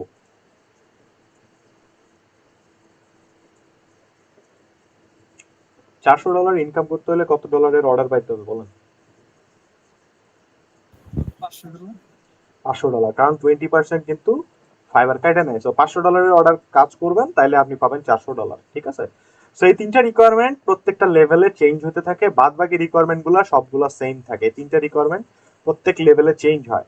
যেমন প্রথমটা আমি আবার বলতেছি, 60 দিনের পুরানো অ্যাকাউন্ট হতে হবে, 10টা অর্ডার কমপ্লিট করতে হবে, $400 ইনকাম করতে হবে আপনাকে, ঠিক আছে? এরপরে দেখেন রিকোয়ারমেন্ট গুলা কি, মেইনটেইন 4.7 স্টার রেটিং। প্রত্যেকটা ফাইবার অ্যাকাউন্টের রেটিং হয়, আমার অ্যাকাউন্টেরও রেটিং আছে। আপনি যদি আপনার প্রোফাইলে যাই বা আমার প্রোফাইলে যাই তাহলে দেখতে পারবেন এখানে আমাকে রেটিং দেখাবে, আমার রেটিং হচ্ছে 5 স্টার। সো এই রেটিংটা আপনার 4.7 মিনিমাম থাকতে হবে, মিনিমাম রেটিং আপনার 4.7 হতে হবে, এর নিচে নামলে লেভেল দিবে না। তবে আমরা চেষ্টা করব 5 এর নিচে যাতে না নামে। এরপর আসে delivery 90% response rate. Delivery 90% response rate. 90% response rate মানে কি? রেসপন্স রেট হচ্ছে যে আপনি কতক্ষণে ক্লায়েন্টের মেসেজের রিপ্লাই দিচ্ছেন, অর্থাৎ আপনি ক্লায়েন্টকে কতক্ষণে রিপ্লাই করতেছেন। যেমন ধরে নেন আপনার ক্লায়েন্ট আপনাকে মেসেজ দিয়েছে 1টার সময়, আপনি তাকে রিপ্লাই দিয়েছেন 5টার সময়। সো আপনার মাঝখানে ল্যাপস হয়েছে 4 ঘন্টা, 4 ঘন্টা পরে রিপ্লাই দিয়েছেন। এই 4 ঘন্টার পার্সেন্টেজ হিসাব করে ওরা রেসপন্স রেট বসায় দিবে। তো লেট রেসপন্স করা যাবে না। সো ক্লায়েন্টকে চেষ্টা করবেন মিনিটের মধ্যে রিপ্লাই দিতে, ঘন্টাও না, মিনিট। কারণ 1 মিনিটের মধ্যে রিপ্লাই না দিলে আমার ক্লায়েন্ট আমার হাতছাড়া হয়েছে 1 মিনিটের মধ্যে রিপ্লাই না দেওয়ার কারণে। এমনও হয়েছে আমি রিপ্লাই দিয়েছি ঠিকই, বাট পরে আসে বলো যে আমি আরেকজনকে হায়ার করে ফেলেছি, এরকম হয়। তো ক্লায়েন্ট যদি কখনো মেসেজ দেয় সাথে সাথে আপনাকে রেসপন্স করতে হবে, রিপ্লাই করতে হবে। যাই লেখেন, হাই হ্যালো লেখেন আর হোয়াটসঅ্যাপ যাই লেখেন না কেন আপনাকে রিপ্লাই করতে হবে। 90% এটা মেনটেন করতে হবে, ঠিক আছে? তারপরে বলছে কি 90% রেট মেনটেন করতে হবে অর্ডার কমপ্লিশন রেটে। অর্ডার কমপ্লিশন রেট কি? আপনি কতগুলো অর্ডার কমপ্লিট করতেছেন আর কতগুলো অর্ডার ক্যান্সেল হচ্ছে। অর্থাৎ আপনি যদি 10টা অর্ডার কাজ পান, এর মধ্যে 8টা অর্ডার কমপ্লিট হয় এবং 2টা ক্যান্সেল হয়, তাহলে আপনার ক্যান্সেলেশন রেট নামে যাবে হচ্ছে 80%। বুঝতে পারছি? এটাই হচ্ছে অর্ডার কমপ্লিশন রেট, কয়টা করতেছেন কয়টা ক্যান্সেল করতেছেন। এটাও মিনিমাম 90% রাখতে হবে আপনাকে। 90-র নিচে যদি 89 হয় লেভেল কিন্তু দিবে না। আবার achieve A 90% on time delivery. একটা ডেলিভারি টাইম থাকে, যেমন বললাম 3 দিনে কাজ করে দিতে হবে, আপনাকে 3 দিনের মধ্যেই ডেলিভারি দিতে হবে। আপনি যদি 3 দিন পরে 3 দিন 1 মিনিট যদি হয়ে যায় তাইলেও কিন্তু আপনার লেট ডেলিভারি কাউন্ট হবে, লেট হয়ে যাবে, লেট ডেলিভারি করা যাবে না। এটাও 90% মেনটেন করতে হবে। আর লাস্ট ওয়ান হচ্ছে receive no warning for 30 days. Warning খাওয়া যাবে না 30 দিনের মধ্যে। যদি লেভেল পাইতে চান তার 30 দিন আগে কোনো ওয়ার্নিং খাইতে পারবেন না আপনি। ওয়ার্নিংটা কি? আপনার ওয়ার্নিং হচ্ছে ফাইবারে 3টা, আপনাকে 3বার ওয়ার্নিং দিবে ফাইবার। প্রথম মানে ধরে নিতে পারেন 3টা লাইফ লাইন আপনার ফাইবারের। সো প্রথম ওয়ার্নিং দিবে কিছু বলবে না, দ্বিতীয় ওয়ার্নিং দিবে তখনও আপনাকে সাবধান করে দিয়ে ছেড়ে দিবে, তৃতীয় ওয়ার্নিং যখন দিবে তখন সাথে সাথে আপনার অ্যাকাউন্ট ব্যান্ড করে দিবে ওরা। তো আপনার লাইফ লাইন হচ্ছে 3টা। সো আপনি যদি ওয়ার্নিং খান 2টা তাহলে বুঝবেন যে আপনার ফাইবার অ্যাকাউন্ট যে কোনো সময় ব্যান্ড হয়ে যেতে পারে যদি আরেকটা ওয়ার্নিং আপনি খান। এই ওয়ার্নিং গুলো কেন আসে? ওই কথাগুলো যদি লেখেন যেগুলো দেখাইলাম, আপনি যদি কন্ট্যাক্ট ইনফরমেশন নেন, যদি আপনি কপি পেস্ট মারেন, কেউ যদি আপনার নামে রিপোর্ট করে, কারো ডিজাইন যদি চুরি করেন, এই জিনিসগুলো করলে আপনার নামে কমপ্লেইন দিলে ওয়ার্নিং আসবে। তো এই ওয়ার্নিং গুলো খাওয়া যাবে না, ঠিক আছে? তো এই জিনিসগুলো সব লেভেলে আপনাকে মেনটেন করতে হবে, rating, response rate, order completion rate, on time delivery, ঠিক আছে? এগুলো যদি আপনি মেনটেন করেন আপনাকে মাসের 15 তারিখে, অর্থাৎ প্রত্যেক মাসে 15 তারিখে একটা ইভ্যালুয়েশন হয় ফাইবারের, এবং ওই প্রত্যেক মাসে 15 তারিখে মানুষজন লেভেল পায়। আর যদি আপনি এগুলা মেনটেন করতে না পারেন তাহলে আপনাকে লেভেল দিবে না, পরের মাসের 15 তারিখ পর্যন্ত ওয়েট করতে হবে। আর যদি আপনার লেভেল থেকে থাকে, ধরেন আপনি লেভেল 1 সেলার, কোনো কারণে আপনি এটা মেনটেন করতে পারেন নাই, যে কোনো একটা, আপনাকে 15 তারিখে নিচে নামাই দিবে, নিউ সেলার বানায় দিবে। বুঝতে পারছেন? আবার যদি ঠিকঠাক করে ফেলেন আবার নেক্সট 15 তারিখে আবার লেভেল 1 তৈরি করে দিবে আপনাকে। বুঝছেন লেভেল 1 এর রিকোয়ারমেন্ট গুলো?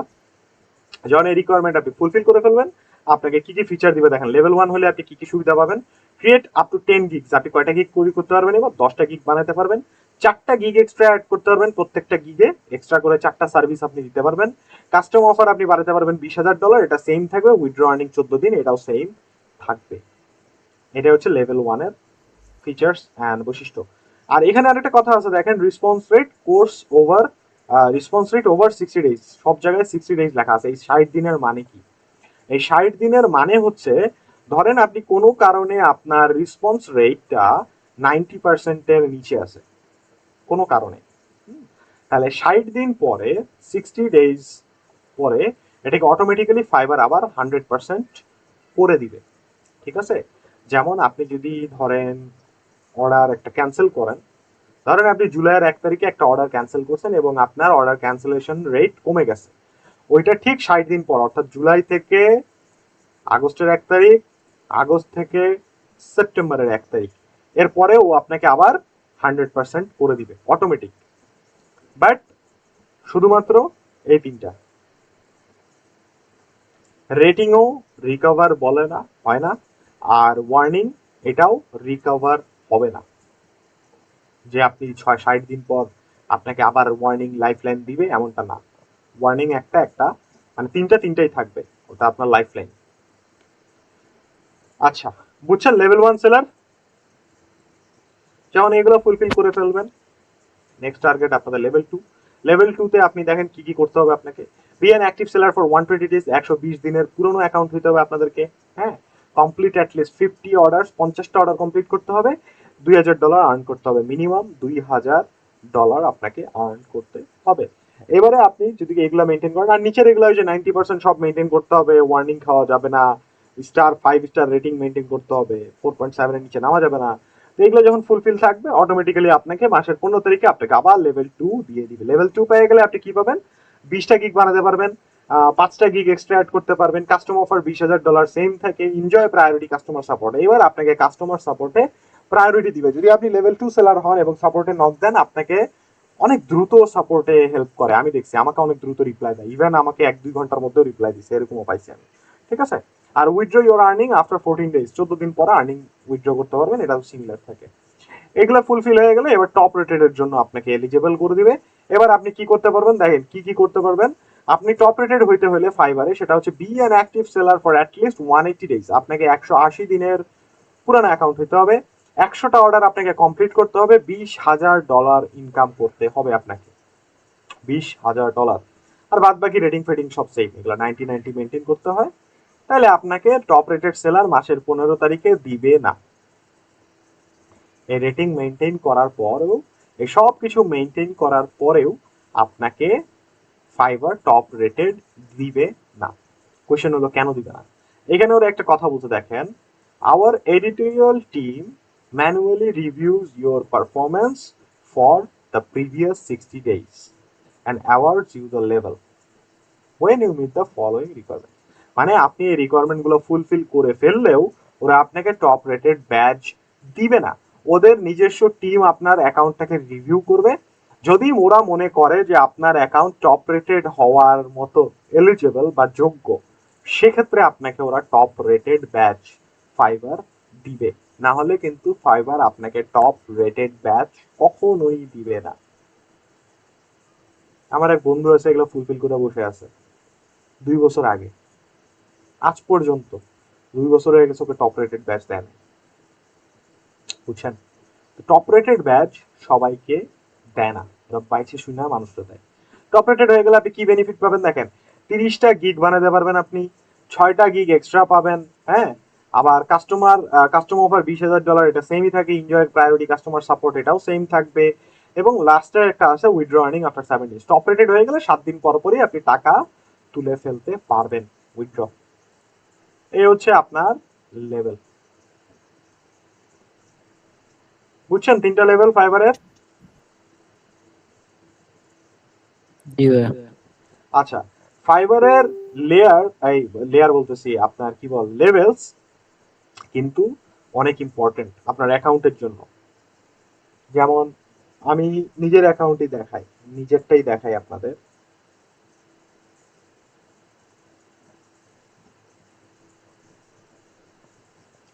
আমার লাস্ট হিস্ট্রি আমি আপনাদেরকে বলি। আপনাদেরকে কি বলছিলাম যে আমি লেভেল হারাইছি বা লেভেল পাইছি, এই কথাগুলো কি বলছি আপনাদের ব্যাচে? না ভাইয়া, বলি না? তাহলে আরেকটা ব্যাচে বলছিলাম। তো আমার লাস্ট 2-3 মাসে আমি তো লেভেল 2 থেকে লেভেল 1-এ নামছি, লেভেল 1 থেকে লেভেল 2-তে উঠছি, আবার লেভেল 2 থেকে লেভেল 1-এ নামছি। অনেক মানে এই যে রেটিং মেনটেন করতে পারি নাই, এই জন্য আমাকে খালি level up level down, level up level down করছি লাস্ট 2-3 মাস ধরে, এইগুলাই করছি। তারপরে আমার অ্যাকাউন্টের কি অবস্থা হচ্ছে দেখেন, আমার গিগের এইটাই দেখাই, লাস্ট 3 মান্থসের হিস্ট্রি দেখেন, দেখেন এই যে দেখেন লেভেল আপ ডাউন করার কারণে আমার অ্যাকাউন্টের অবস্থা দেখছিলেন কি হয়েছে, কই গেছিলাম আমি, এখন আবার ঠিক হচ্ছে ধীরে ধীরে। তো এই জিনিসটা কিন্তু অনেক ইম্প্যাক্ট আনে আপনার গিগ উপর, আপনার প্রোফাইলের উপর অনেক ইম্প্যাক্ট আনবে। লেভেল পাওয়া ভালো, লেভেল পাইলে আবার একটা রিস্ক, লেভেল হারানো যাবে না, লেভেল ধরে রাখতে হবে অ্যাট এনি কস্ট।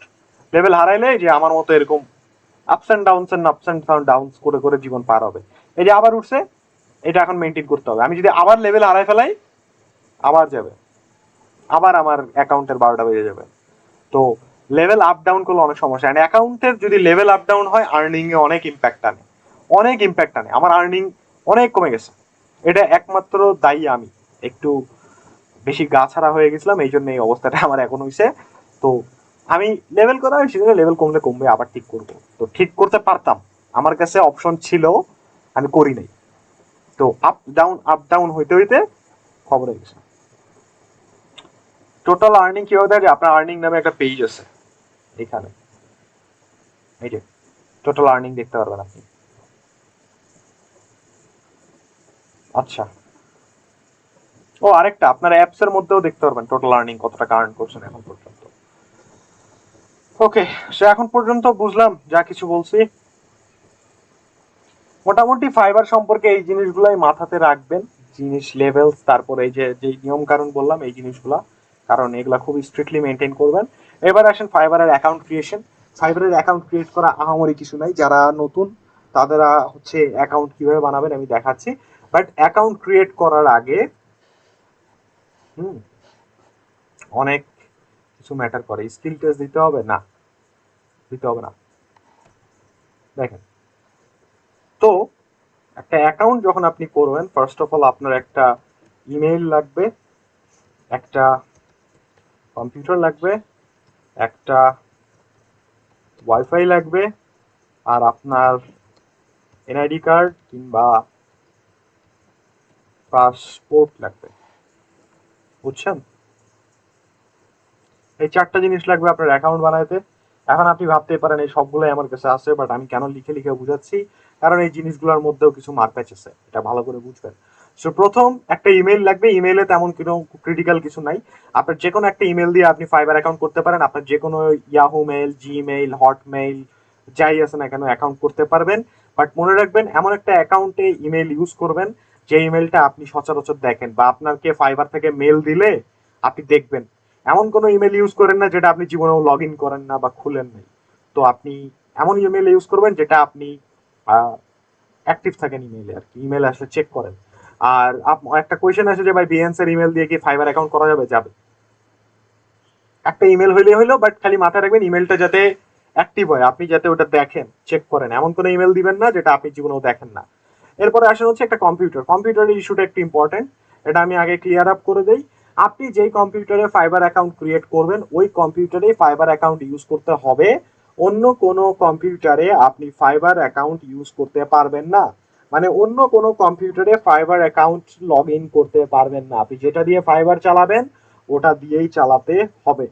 অন্য কোনো কম্পিউটার মানে অন্য কারো কম্পিউটারে আপনি লগ ইন করতে পারবেন না, ঠিক আছে? সো এটার কাহিনী হচ্ছে ম্যাক অ্যাড্রেস বা ম্যাক আইপি বলতে পারেন আপনি। এই ম্যাক আইপিটা কি? আপনার প্রত্যেকটা মোবাইলের যেমন আইএমইআই নাম্বার থাকে, যে ওই নাম্বারটা ওই মোবাইলের জন্যই ফিক্স, সেম ভাবে প্রত্যেকটা ল্যাপটপ ডেস্কটপের জন্য একটা ম্যাক অ্যাড্রেস বা ম্যাক আইপি থাকে। এই ম্যাক অ্যাড্রেস বা ম্যাক আইপিটা হচ্ছে আপনার ওই কম্পিউটার বা ওই ডিভাইসটাকে চিনতে সাহায্য করে, যে এই আইপি আছে এই ল্যাপটপের ম্যাক আইপি। তো আপনি যখন একটা অ্যাকাউন্ট করবেন, আপনার অ্যাকাউন্টে আপনার ল্যাপটপের ম্যাক আইপিটা রেজিস্টার্ড হয়ে যায় এবং ফাইবার বুঝে যে এই ল্যাপটপ থেকে এই আইডিটা চলতেছে। এখন যখন ওই ম্যাক আইপিটা বারবার চেঞ্জ হয়, যেমন আজকে আপনি আপনার ল্যাপটপ দিয়ে চালাইলেন ফাইবার অ্যাকাউন্ট যেটা দিয়ে খুলছেন, ওইটাতেই ফাইবার চালাইলেন, একটু পরে যায় বন্ধুর কম্পিউটারে ফাইবার লগ ইন করলেন, বড় ভাইয়ের কম্পিউটারে ফাইবার লগ ইন করলেন। তো এরকম করলে কি হবে, ম্যাক আইপিটা বারবার আপনার আইডিতে চেঞ্জ হবে। যখন এরকম ফ্ল্যাকচুয়েশন ক্রিয়েট হবে, ফাইবার তখন আপনার আইডিটাকে ব্লক করে দিবে। বুঝাইতে পারলাম? ম্যাক আইপি সেম থাকতে হবে, আপনি যে কম্পিউটার চালাবেন ওই কম্পিউটারে আপনাকে ব্যবহার করতে হবে। এখন একটা কোয়েশ্চেন কমন আছে, যদি কম্পিউটার নষ্ট হয়ে যায় বা হ্যাঁ এই যে এটা বলতেছিলাম, তো যদি নষ্ট হয়ে যায় বা কিছু হয়ে যায় বা নতুন কম্পিউটার কেনেন বা আপগ্রেড করতে মন চেয়েছে, আপনি করতে পারেন, কোনো সমস্যা নাই। এখানে একটা ফ্যাক্ট হচ্ছে, আপনি যদি নতুন কম্পিউটার কিনেন, ওই কম্পিউটার তো কোম্পানি থেকে মাত্র বের হইছে, তো ওর আইপি তো ফাইবারের ওয়েবসাইটে রেজিস্টার্ড না। তো আপনার আইডিতে যখন ওই আইপিটা আসবে, কানেক্ট হবে, তখন ওটা তো আর কোনো সমস্যা হবে না।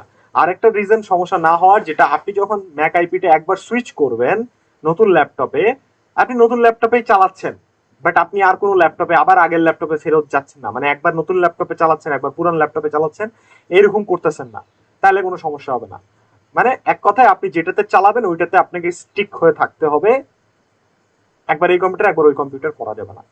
নষ্ট হয়ে গেলে নতুন কম্পিউটারে ইউজ করবেন, পুরান কম্পিউটারে আর আইডি লগ ইন করতে যান না, ওইখান থেকে লগ আউট করে দিবেন, বাস শেষ। পুরান কম্পিউটার আর ইউজ করবেন না। বুঝতে পারছি? কম্পিউটার নিয়ে কারো কোনো কোয়েশ্চেন আছে আর বলেন? এটাই কমনলি আসছে যে কম্পিউটার যদি নষ্ট হয়ে যায় তাহলে কি করব। তাছাড়া আর যদি হ্যাঁ সেকেন্ড হ্যান্ড কম্পিউটার কিনেন, মাস্ট বি ইনশিওর হয়ে নেবেন যে ওই বান্দা আগে ওই কম্পিউটারে ফাইবার চালাইছে কি চালায়নি। কারণ যদি আপনি আমার ল্যাপটপ কিনেন, আমার ল্যাপটপ কিন্তু ফাইবারে ম্যাক আইপি রেজিস্টার্ড, তা আপনি চালাইলে আপনার জন্য রিস্ক হবে। মোবাইল অ্যাপ ম্যাটার করে না। বলেন আকাশ সাহেব, কি বলবেন? কই হাত তুলে গায়েব হয়ে গেল? ভাইয়া আমি যদি হচ্ছে দুইটা ফোনে আমার ফাইবার লগ ইন করি তাহলে সমস্যা হবে? হ্যাঁ, যে কোনো একটা ফোনে চালাবেন অ্যাপ। ওকে। বলেন বলেন, বলতে থাকেন কোয়েশ্চেন। ভাইয়া যদি আইডি যদি ব্যান খায় পরবর্তীতে আবার কি করবো, ওই ওই ল্যাপটপ থেকে আবার খোলা যাবে? যাবে, রিস্ক হয়ে যাবে। আপনারা উইন্ডোজ দিয়ে নতুন করে আপনি উইন্ডোজ দিয়ে আল্লাহর নাম নিয়ে শুরু করবেন, বাট উইন্ডোজ দিলেও ম্যাক আইপি কখনো চেঞ্জ হয় না। তো এখানে একটা বাধা পাবেন, এটা রিস্ক থেকে যাবে 50-50, যে কোনো টাইম ব্লক করে ফেলতে পারে আবার নাও করতে পারে। আরেকটা, যদি আপনার আইডি ব্যান্ড হয়ে যায় আপনি আর অ্যাকাউন্ট করতে পারবেন না, কারণ আপনার এনআইডি কার্ড দিয়ে ভেরিফাইড হয়ে গেলে আপনি আর আপনার কোনো ডিটেলস ফাইবারে ইউজ করতে পারবেন না, তাহলে ব্যান্ড করে দিবে আবার। বলেন। রাউটার চেঞ্জ করা যাবে? রাউটার চেঞ্জ করতে পারেন, কোনো সমস্যা নেই। আছে আর কারো কম্পিউটার নিয়ে? নাই। কম্পিউটারটা মাথায় রাখবেন, আপনি যে কম্পিউটারে আইডি করবেন ওই কম্পিউটারে চালাবেন, কম্পিউটার ফ্ল্যাকচুয়েট করবেন না, মানে আজকে এর কম্পিউটার কালকে ওর কম্পিউটার, এটা কখনোই করবেন না, খবরদার। এবার আসুন ওয়াইফাই। তো ওয়াইফাই জিনিসটা কি? ওয়াইফাই হতেছে আপনারা যেই ওয়াইফাই দিয়ে ফাইবার অ্যাকাউন্টটা ক্রিয়েট করবেন ওই ওয়াইফাই দিয়ে ফাইবার অ্যাকাউন্ট চালাবেন। এটাও সেম কাহিনী, এখানেও আপনার একটা জিনিস আছে, এটা আপনারা অলরেডি জানেন, সেটা হচ্ছে আইপি অ্যাড্রেস। আপনার ওয়াইফাই এর আইপি অ্যাড্রেস থাকে যেটা ফাইবারে রেজিস্টার্ড হয়ে যায়। এই আইপি অ্যাড্রেস যখন একবার রেজিস্টার্ড হয়ে যায় আপনার আইডি থেকে, তখন ফাইবার দেখবে যে হ্যাঁ এই আইপি ম্যাক আইপি থেকে এই ওয়াইফাই এর আইপি দিয়ে কম্পিউটারটা মানে এই আইডিটা চলতেছে। এটাও যখন 19-20 হবে না তখনও সমস্যা। আপনি আজকে আমার ওয়াইফাই চালালেন, কালকে ভাইয়ের ওয়াইফাই, কালকে বোনের ওয়াইফাই, পরশুদিন বন্ধুর ওয়াইফাই, তারপরে অফিসের ওয়াইফাই, কন্টিনিউয়াসলি যদি এরকম ফ্ল্যাকচুয়েট করে ওয়াইফাই এর কানেকশন, তাইলে কিন্তু আপনার আইডি ব্লক করে দিবে। সো ওয়াইফাই ফ্ল্যাকচুয়েট করা যাবে না।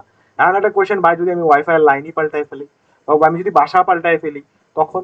এখন কোয়েশ্চেন হলো যে আপনি ভাই বাসা যখন পাল্টাবেন, আপনি তো ফ্রিকোয়েন্টলি বাসা পাল্টাবেন না, 2-3 বছর পর পাল্টাবেন, বা আপনি যদি ওয়াইফাই এর লাইনও চেঞ্জ করেন অ্যাটলিস্ট 5-6 মাস বা 1 বছর পর চেঞ্জ করবেন, তাই না? প্রত্যেক দিন তো আর ওয়াইফাই এর লাইন চেঞ্জ করবেন না। তো বিষয়টা দাঁড়াইলো হচ্ছে এরকম। সো আপনি যদি অনেকদিন পর হুট করে চেঞ্জ করেন, দ্যাটস এ ডিফারেন্ট কেস, ওটা অত ফ্ল্যাকচুয়েট ওরা ধরবে না। বাট যদি ঘন্টায় ঘন্টায় চেঞ্জ হয়, বা সকালে একটা, বিকালে একটা, রাতে একটা, দুপুরে একটা, কালকে আর একটা, তখন ওরা ধরবে। সো ওয়াইফাই এর জিনিসটা একটু মাথায় রাখবেন। আপনি যেই কম্পিউটার যেই ওয়াইফাই দিয়ে চালাচ্ছেন ওইটা দিয়েই ফাইবার চালাবেন, to be on the safe side, নাহলে কিন্তু ফাইবার আপনাকে ব্লক করে দিতে পারে।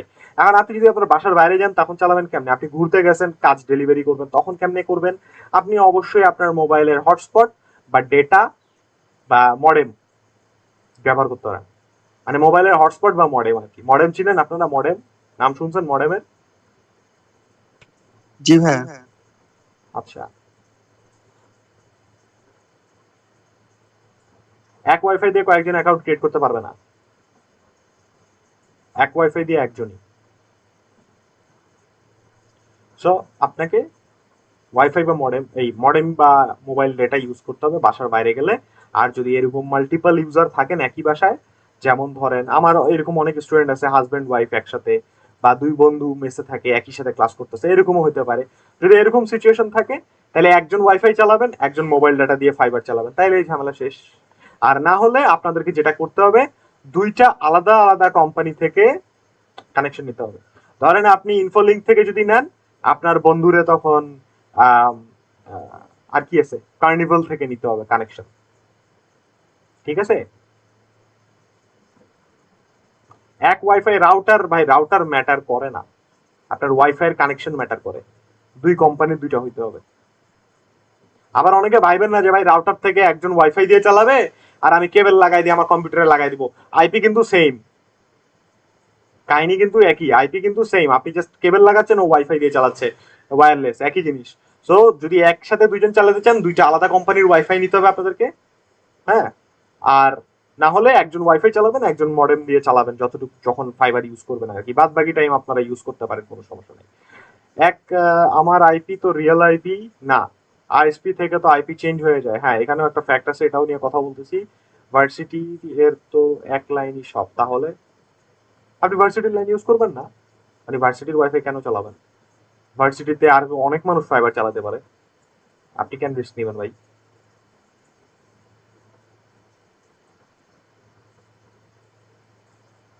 আচ্ছা, আরেকটা যেন কি বলতেছিলাম, রিয়েল আইপি। আচ্ছা, রিয়েল আইপি নিয়ে আমি আসতেছিলাম। ওয়াইফাই এর এখন একটা জিনিস আমি বলে দিই, আমি যেটা বলছি এটা বুঝছেন?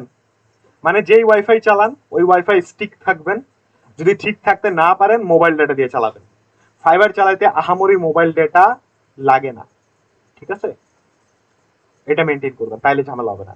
আর রিয়েল আইপির যেটা বলতেছিলাম, এটা এবার শোনেন। বাংলাদেশের ম্যাক্সিমাম আইপি হচ্ছে শেয়ার্ড আইপি। আমার নিজের ওয়াইফাই শেয়ার্ড আইপি, আমিও রিয়েল আইপি চালাই না। তো বাংলাদেশ, ইন্ডিয়া, পাকিস্তান, শ্রীলঙ্কা, নেপাল, ভুটান, এইগুলা country maximum shared IP use করে। তার মানে কি, আপনার বাসায় যে ওয়াইফাই চলতেছে, আইপি চলতেছে, এটা পাশের বাড়িতেও চলতে পারে, তার পাশের বিল্ডিং এও চলতে পারে, এটা কেউ জানে না। তো হইতেই পারে। তো এটার জন্য 2017, 18, 19 এই 3টা সাল ফাইবার খুব জ্বালাইছে মানুষরে। কি হতো, রাতে অ্যাকাউন্ট করতো, সকালে অ্যাকাউন্ট বন্ধ, ব্যান্ড হয়ে যেত। তো রাতে অ্যাকাউন্ট খুলবে, সকালে অ্যাকাউন্ট যদি ব্যান্ড হয়ে যায় তখন হয়ে যায় প্রবলেম। তো এই জন্য কি করছে ফাইবার কমিউনিটি বাংলাদেশের, ইন্ডিয়া, পাকিস্তানের, এরা ফাইবারে বলছে যে আমাদের সবাই শেয়ার্ড আইপি চালায়, আইপির ইস্যু যদি এরকম ক্রিয়েট করো কেউ ফাইবার চালাতে পারবে না, সবার আইডি ব্যান্ড হয়ে যাবে। তো ওই টাইমে এটা খুবই স্ট্রিক্ট ছিল। তো এখন ফাইবার এই জিনিসটাকে একটু শিথিল করছে। যেমন আমি আমার কথা যদি বলি, আমি এখানকার বাসার ওয়াইফাই চালাচ্ছি, কালকে সকালে অফিসে যাই অফিসের ওয়াইফাই চালাবো। হ্যাঁ, তো বোনের বাসায় গেলে বোনের ওয়াইফাই চালাই। আমি এটা চালাই আমার ওন রিস্কে। আমার আইডি যদি ব্যান্ড হয়ে যায় এটার দায়ভার কেউ থাকবে না, কারণ আমি যখন ক্লাস করছি আমাকেও ভালো মতো বলে দিছে যে নিজের একটা ওয়াইফাই স্টিক থাকবা, চেঞ্জ করবে না। তো আপনারাও স্টিক থাকবেন, চেঞ্জ করবেন না। বাট চেঞ্জ করলেই যে আপনাকে সাথে সাথে ব্যান্ড করে দিবে আমি এটাও বলতেছি না। ফাইবার কিন্তু জিনিসটাকে শিথিল করছে, তার মানে ফাইবার কোথাও লিখিত এটা রূপে দেয় নাই যে আমি এখন থেকে আইপি অ্যাড্রেসের জন্য ব্যান্ড করব না, এটা কোথাও লিখিত নাই। তো এটা একটু মাথায় রাখবেন। শিথিল করা আলাদা জিনিস, মানে এই না যে আমি ধরবো না, ধরলে আপনার কপাল খারাপ হলে আপনারাই ধরবে, আপনিই গন, হইতেই পারে।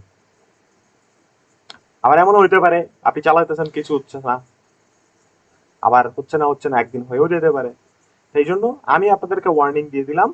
এখন আপনারা ইউজ করবেন কি করবেন না এটা টোটালি আপনার উপর ডিপেন্ড করবে। তবে আমি একটা জিনিস আপনাদেরকে ক্ল্যারিফাই করে দিই যে একজন বলছেন এক ওয়াইফাই দিয়ে দুইজন, এটা করবেন না, এটা কখনোই করবেন না, তাইলে ধরা খাবেন। আমি নিজেও ধরা খাইছি এটার কারণে, এটা কনফার্ম করা যাবে না। বাট আপনি ওয়াইফাই যদি শিফট করেন এটা নিজের রিস্কে, এটার জন্য রবি খান কিংবা শিখবে সবাই দায়ী থাকবে না। সো আপনি নিজের একটা ওয়াইফাই এই স্টিক থাকবেন। এই জন্য আমি যেটা চেষ্টা করি করার, যে একটা ওয়াইফাই স্টিক থাকি, যদি না পারি তখন হটস্পট দিয়ে চালাই, এটা আমি নিজেও মেনটেন করি। বাট সবসময় হটস্পট যখন থাকে না তখন আর কি বাধ্য হয়ে প্যাক চালাতে হয় আর কি মাঝে মধ্যে। এবার আসেন এনআইডি কার্ড বা পাসপোর্ট, এটা আমাদের শুরুতেই ম্যান্ডেটরি না, এটা আপনাকে শুরুতেই আপনার কাছে এনআইডি কিংবা পাসপোর্ট চাবে না। এনআইডি বা পাসপোর্ট দিয়ে আপনাকে ভেরিফাই করতে বলবে যখন আপনি টাকা তুলতে যাবেন তখন। অর্থাৎ আপনি টাকা ইনকাম করছেন $30 উপরে, $40-50, ওটা যখন আপনি পেওনিয়ারে পাঠাইতে যাবেন তখন আপনাকে বলবে যে আইডি ভেরিফাই করো। তার আগ পর্যন্ত বলবে না, তার আগ পর্যন্ত আপনি যত টাকা মন চায় কামাইতে থাকেন। এনআইডি বা পাসপোর্ট ছাড়া হবে না, এটা ফর শিওর, বাট সাথে সাথে চাবে না। বুঝতে পারছেন? তো আমাদের এটা প্রথমে লাগবে না, এটা মাথায় রাখলে হবে। মোটামুটি আমাদের এই জিনিসগুলা লাগবে, এই 3টা। বুঝছেন এই জিনিসগুলা? এগুলা মেনটেন করার চেষ্টা করবেন, নাইলে কিন্তু সমস্যা আছে। আর সমস্যা হয়ে গেলে তখন কোনো সলিউশন নাই। ফাইবারের আইডি যদি একবার ব্যান্ড হয়ে যায়, এটাকে ভাই আর একটা রিকভার কথা, করার ওয়ে নাই। বলেন। মানে আমি একটা ভাই ঢাকা মিরপুর থেকে ল্যাপটপ নিতে চাই, কিন্তু আমি তো জানি না ভাই যে ওই ল্যাপটপে মানে ফাইবার অ্যাকাউন্ট খুলছে নাকি, মানে ওগুলো একটা ইউজ ল্যাপটপ, তাহলে ভাই কি হ্যাঁ, করব? তখন আর কিছু করার নাই, উইন্ডোজ দিয়ে নতুন করে চালানো শুরু করবেন। হোপফুলি প্রবলেম হওয়ার কথা না, হ্যাঁ, বাট গ্যারেন্টি নেই যে হবে না। ভাইয়া আমিও সেকেন্ড হ্যান্ড ল্যাপটপ কিনছিলাম ওই যমুনা ফিউচার পার্ক থেকে, ওটাতে কি সমস্যা হবে কোনো? সমস্যা হবে না ভাই। এখন বিষয়টা হচ্ছে সেকেন্ড হ্যান্ড ল্যাপটপ যে চালাইছে এখনো করছে ফাইবারে অ্যাকাউন্ট, আইপি রেজিস্টার্ড আছে কিনা এটা তো জানি না, বাট উইন্ডোজ দিয়ে আল্লাহর নাম নিয়ে চালাবেন, প্রবলেম হবে না হোপফুলি, বাট হইতেও পারে। নতুন ল্যাপটপে হবে না এটা ফর শিওর, বাট সেকেন্ড হ্যান্ডে হতে পারে, বাট হবে হওয়ার কথা না। ঠিক আছে?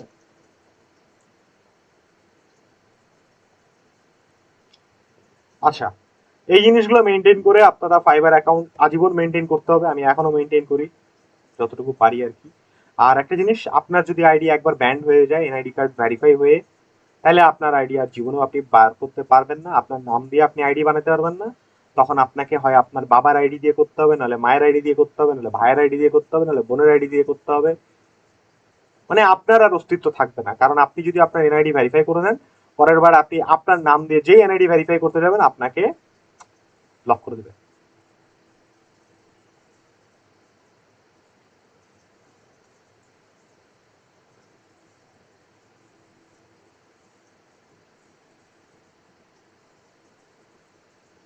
অনেক আগে 1-2 বার অ্যাকাউন্ট খুলছি, অ্যাকাউন্ট গুলো এখনো আছে কিনা সেটা জানি না। অ্যাকাউন্ট ওইগুলাতেই গিগ দিব নাকি নিউ খুলবো? যদি অ্যাকাউন্ট থাকে তাহলে নতুন অ্যাকাউন্ট করার দরকার নাই। যদি অলরেডি অ্যাকাউন্ট থাকে ওইটাকে আপনি ফরগেট পাসওয়ার্ড দিয়ে রিকভার করেন, আর যদি না থাকে তাহলে খুলবেন। যদি থাকে তো খোলার দরকার নাই, ওটাকেই কাজ করতে হবে। আর যদি না থাকে তাহলে নতুন করে করবেন। ঠিক আছে? আচ্ছা, এবার আসেন ফাইবার অ্যাকাউন্ট ক্রিয়েশন। আমি দেখাই দিই। অ্যাকাউন্ট ক্রিয়েশন আমি করতে পারবো না, কারণ অলরেডি আমি বলে দিচ্ছি একটা কম্পিউটারে একটা অ্যাকাউন্ট। তো আমি আপনাদেরকে জাস্ট রাস্তা দেখাই দিই। fiverr.com এ আসবেন, জয়েন করবেন। এখানে আপনারা 3-4টা অপশন পাবেন। আপনারা যাবেন হচ্ছে continue with email, manually email দিয়ে ইমেল দিবেন, পাসওয়ার্ড দিবেন, দিয়ে কন্টিনিউ করবেন। আপনাকে বলবে তোমার ইউজার নেম দাও। আপনি আপনার বিহান্সের যে ইউজার নেমটা আছে না, ইউজার নেমের কাহিনী আপনাদেরকে বুঝাইছিলাম না, গুগলে র্যাঙ্কিং ব্লা ব্লা, বিহান্সের মনে আছে? জি ভাই। হ্যাঁ, তো বিহান্সের এই ইউজার নেম দিয়ে ট্রাই করবেন।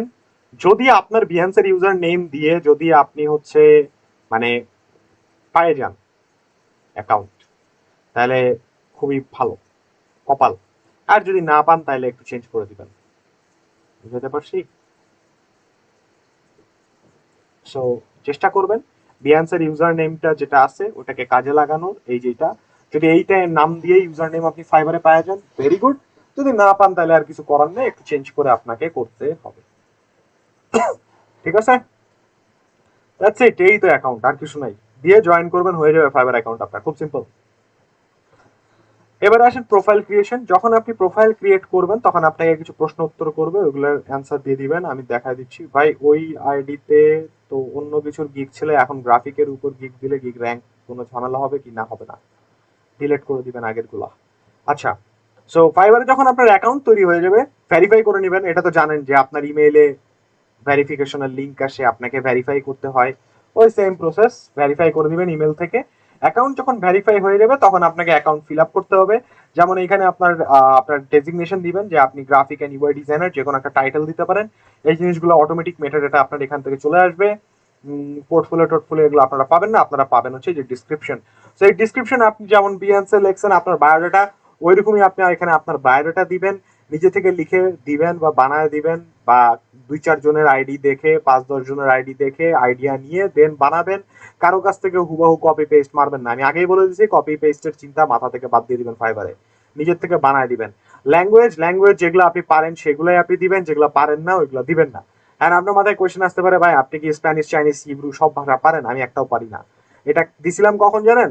যখন হচ্ছে ওই যে নতুন অ্যাকাউন্ট করছিলাম তখন আমাকে দিয়ে দিছিল, যাতে এগুলো অর্ডারও আসে আমার কাছে, এন্ড আসছে। আসার পর আমি যে কান্নাকাটি করছি, আমার এখন আর এগুলা করতে ইচ্ছা করে না। যেমন লাস্ট যে অর্ডারটা আসে ওইটাও হিব্রুর উপর ছিল, মানে আমার জীবন তামা করে দিছে হিব্রু ল্যাঙ্গুয়েজ। তো অনেক কষ্ট হয় আর কি কাজ করতে। তো আমি চাইলে আপনাদেরকে দেখাতে পারি, হিব্রু ল্যাঙ্গুয়েজটা বেসিক্যালি হচ্ছে অ্যারাবিক ল্যাঙ্গুয়েজের মতো রাইট টু লেফট উল্টা লেখা হয়। তো এইখানে ঝামেলা ল্যাঙ্গুয়েজের। এই যে ক্লায়েন্টটা, এটা হচ্ছে লেখা, এই হচ্ছে ডিজাইন, খুবই সিম্পল, আহামরি কোনো ডিজাইন না, সিম্পল একটা ডিজাইন। এখানে যে ল্যাঙ্গুয়েজ গুলো আছে এগুলা সব হিব্রু ল্যাঙ্গুয়েজে লেখা, এগুলা কিন্তু ডান পাশ থেকে বাম পাশে লেখা। হ্যাঁ, তো এইগুলা লেখা লিখতে বহুত ঝামেলা হয়েছে আমার। একে তো লেখা বুঝি না, তারপর টাইটেল বুঝি না, টাইটেলটাকে গুগল ট্রান্সলেট করছি, লেখাগুলোকে ট্রান্সলেট করে বুঝছি কোনটাকে কি বলে, তারপরে লেখছি, তারপরে আসে ও আমাকে ডিজাইন পুরো চেঞ্জ করায়, নতুন আবার লেখা এনে দিয়ে দিছে। তো লেখাগুলো আমি মিলাইতাম কেমনে জানেন? ডান বাম তো আমি এগুলো তো বুঝি না কোনটা কোন দিকে লেখা, আমি মিলাইছি কেমনে জানেন? দেখছি যে লেখা শুরু হয়েছে একটা এন দিয়ে, ধরে নিছি এটাকে একটা এন, আর এই পাশে কাটা এন। হ্যাঁ, মিলাইতাম ওর পিডিএফ এর সাথে, যে এই পাশে এন, ডান পাশে এন, বাম পাশে কাটা এন, মিলছে কিনা। যদি মিলে এই দুইটা অক্ষর তাইলে বুঝবো যে লেখা ঠিক আছে। তারপরে এটারে মিলাইতাম কেমনে জানেন? এটা এক্স আর এটা এন, এভাবে মিলাইতাম যে এক্স আর এন ঠিক আছে নাকি সামনে পিছনে। এইভাবে মিলায় মিলায় প্রত্যেকটা ওয়ার্ড টু ওয়ার্ড মিলায় মিলায় আমাকে হিব্রু ল্যাঙ্গুয়েজ করতে হয়েছে। তো মানে জীবন তামা হয়ে যায়। তো এই ল্যাঙ্গুয়েজের কাজ, উল্টাপাল্টা ল্যাঙ্গুয়েজের কাজ নিবেন তো জীবন শেষ। আর যদি ওই হিব্রুতে কথা বলে তাহলে ওই গুগল ট্রান্সলেট করে করে আপনাকে কথা বলতে হবে, so which is very painful. তো এই জিনিসগুলো আমি ডিলিট করি না কেন? কারণ ডিলিট করলে আবার প্রোফাইলে ঝামেলা হয়, এই জন্য আমি যা আছে এরকমই আছে, নর্মালি কাজ নিই না। বাট ওই হিব্রুওয়ালা ডাইরেক্ট অর্ডার দিয়ে দিছে আমারে। এই যে এই ক্লায়েন্ট লেখছেও দেখেন, working with Hebrew text was a bit challenging. তো ও নিজেও বলছে আর কি, যদিও 5 স্টার দিছে, দ্যাটস ভেরি গুড, কারণ আমি চিন্তায় ছিলাম ও 5 স্টার দিবে কিনা। সো আপনি শুধুমাত্র যে ল্যাঙ্গুয়েজ পারেন ওই ল্যাঙ্গুয়েজ দিবেন, ইংলিশ বাংলা দিয়ে দিবেন, হিন্দি পারলে হিন্দি, এক কথা যে ল্যাঙ্গুয়েজ পারেন সেটা। টেস্ট নিয়ে এখনো মাথা ঘামায়েন না, এটা একদম লাস্টে যায় বলবো। এবার লিঙ্কড অ্যাকাউন্টে আসেন। এই লিঙ্কড অ্যাকাউন্ট হচ্ছে আমরা বিহান্সে যেমন অ্যাকাউন্ট, আমাদের প্রোফাইল অ্যাকাউন্ট বা সোশ্যাল মিডিয়ার অ্যাকাউন্টগুলো লিঙ্ক করছিলাম, ওইগুলো এখানে আপনারা লিঙ্ক করে দিবেন, ফেসবুক, গুগল যা যা চায় ওগুলা লিঙ্ক করে দিবেন এখানটায়। এটা হচ্ছে ফাইবারের ভেরিফিকেশনের জন্য বা অথেন্টিকেশনের জন্য। এটাতে আপনি ক্লিক করলে কোনো লিঙ্কে যাইতে পারবেন না, বিহান্স থেকে যেমন যায় এখান থেকে যাবে না, কেউই যাইতে পারবে না। এটা জাস্ট ফর ফাইবারের অথেন্টিকেশন, যে হ্যাঁ আপনার অ্যাকাউন্টটা জেনুইন বা বনাফাইড। তার নিচে যদি আপনি আসেন আপনার স্কিলস এর সেকশন পাবেন, এখানে আপনি যা যা পারেন 1 বাই 1 সব কিছু এখানে লিখবেন। ফ্লায়ার পারলে ফ্লায়ার, ব্রোশিওর পারলে ব্রোশিওর, যা যা স্কিলস পারেন, Illustrator, Photoshop, XD, Premiere Pro, after effect যা পারেন সব লিখবেন, যত স্কিলস আছে। কেমনে লিখবেন? অ্যাড নিউতে ক্লিক করবেন, এখানে স্কিলস অ্যাড করবেন, যে যেমন ধরেন আমরা এখানে করব হচ্ছে ধরেন ব্যানার, ধরেন ফেসবুক ব্যানার ডিজাইন দিলাম আমার স্কিল। এবার এখানে আমরা স্কিলের লেভেল দিবেন এক্সপার্ট, সবগুলো স্কিলের লেভেল এক্সপার্ট দিয়ে অ্যাড করে দিবেন, দেখেন এটা অ্যাড হয়ে যাবে। এই যে দেখেন অ্যাড হয়ে গেছে, বুঝছেন? তো এরকম আপনার যত স্কিলস যতগুলো অ্যাড করা যায় সবগুলো স্কিলস এখানে অ্যাড করবেন এক্সপার্ট দিয়ে। তার নিচে এগুলো আর দেখানোর কিছু নাই। এডুকেশন, আপনার এডুকেশন অ্যাড করবেন, সার্টিফিকেশনে আপনার সার্টিফিকেশন দিয়ে দিবেন, দ্যাটস ইট। এই হচ্ছে প্রোফাইল। সবচেয়ে ইম্পর্টেন্ট জিনিস হচ্ছে প্রোফাইলের মধ্যে আপনার প্রোফাইল পিকচার মাস্ট বি। আপনার প্রোফাইল পিকচারটাকে আপনার চেহারা, বিয়ান্সের বেলায় যেটা বলছিলাম হেডশট নেবেন, চেহারা যাতে আপনার প্রোফাইলে ভালো মতো দেখা যায়, হাসি মুখের চেহারা একটা দিবেন, যাতে আপনার পরবর্তীতে এনআইডি কার্ড বা পাসপোর্ট ভেরিফাই করতে সুবিধা হয়। কালো সানগ্লাস পরে বা চোখ মুখ ঢাকা অবস্থায় কোনো ছবি দিলে ফাইবার সেটা গ্র্যান্ট করবে না, এটা মাথায় রাখবেন। সুন্দর পাসপোর্ট সাইজের একটা হাসি খুশি ছবি দিবেন। অ্যাকাউন্ট কি আজকেই খুলবো নাকি আস্তে ধীরে পরে খুলবো? এখনই খুলবেন, মানে আজকেই খুলবেন আর কি। যাদের খোলা নাই তারা অ্যাকাউন্ট ক্রিয়েট করবেন, আর যাদের করা আছে তাদের তো করা আছে।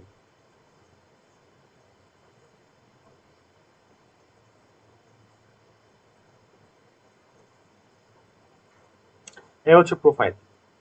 প্রোফাইল আপনাকে কমপ্লিট করতে হবে 100% বা মিনিমাম 90% আপনার প্রোফাইল কমপ্লিট করতে হবে, মানে যত ফুলফিলের অপশন আছে সবগুলো অপশন ফুলফিল করতে হবে, নাহলে আপনাকে গিগ খুলতে দিবে না। 90% প্রোফাইল কমপ্লিট না হলে আপনি গিগ ওপেন করতে পারবেন না, ক্রিয়েট করতে পারবেন না। বলেন কি প্রশ্ন আছে? ওই যে ফাইবারের যে গিগ আর পোর্টফোলিও মানে দুটোর ভিতরে পার্থক্য কি?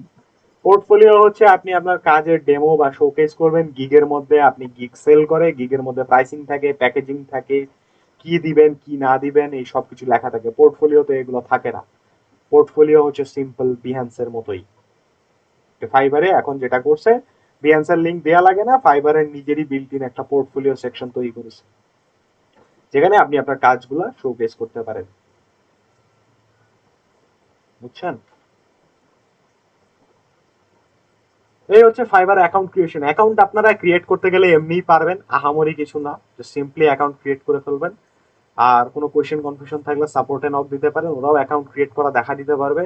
সুপার ইজি, বিহান্সের মতোই, ক্রিটিক্যাল কিছু না। বাট মনে রাখবেন, প্রোফাইল যখন কমপ্লিট করবেন সম্পূর্ণ লিখবেন, কোনো ব্ল্যাঙ্ক স্পেস রাখবেন না, মানে কোনো ফর্ম খালি রাখবেন না, তাহলে সমস্যা। 90% কমপ্লিট হতে হবে মিনিমাম আপনার in order to create a gig. বুঝতে পারছেন? মোটামুটি এই ফাইবারের gig creation, terms and services বলে দিছি, লেভেলস বলে দিছি, কি করবেন কি করবেন না এগুলোও বলে দিছি। এটাই হচ্ছে ফাইবারের ইন্ট্রোডাকশন ক্লাস। আপনাদের যদি এখন কারো কোনো কোয়েশ্চেন থাকে ফাইবার নিয়ে আমাকে বলতে পারেন। নেক্সট ক্লাসে আমরা গিগ থাম্বনেইল ক্রিয়েট করব, গিগ থাম্বনেইল কিভাবে বানাবেন গিগ নিয়ে কথা বলবো। অ্যান্ড যদি নেক্সট ক্লাসে সময় পাই গিগ বানায় ফেলবো, বাট আমার মনে হয় না গিগ বানানোর সময় হবে। সো আমরা নেক্সট ক্লাসে গিগ থাম্বনেইল তৈরি করব, তারপরের ক্লাসে গিগ ক্রিয়েট করব। বলেন আপনাদের কারো কোনো কোয়েশ্চেন কনফিউশন আছে, কোনো প্রশ্ন? ফাইবারে সর্বপ্রথম কোন কোন কি কোন ডেস্ক তৈরি করছে, মানে কোন ডেস্ক, মানে ডেস্ক কি দেশ দেশ country? Israel. Israel, fibre Israeli company.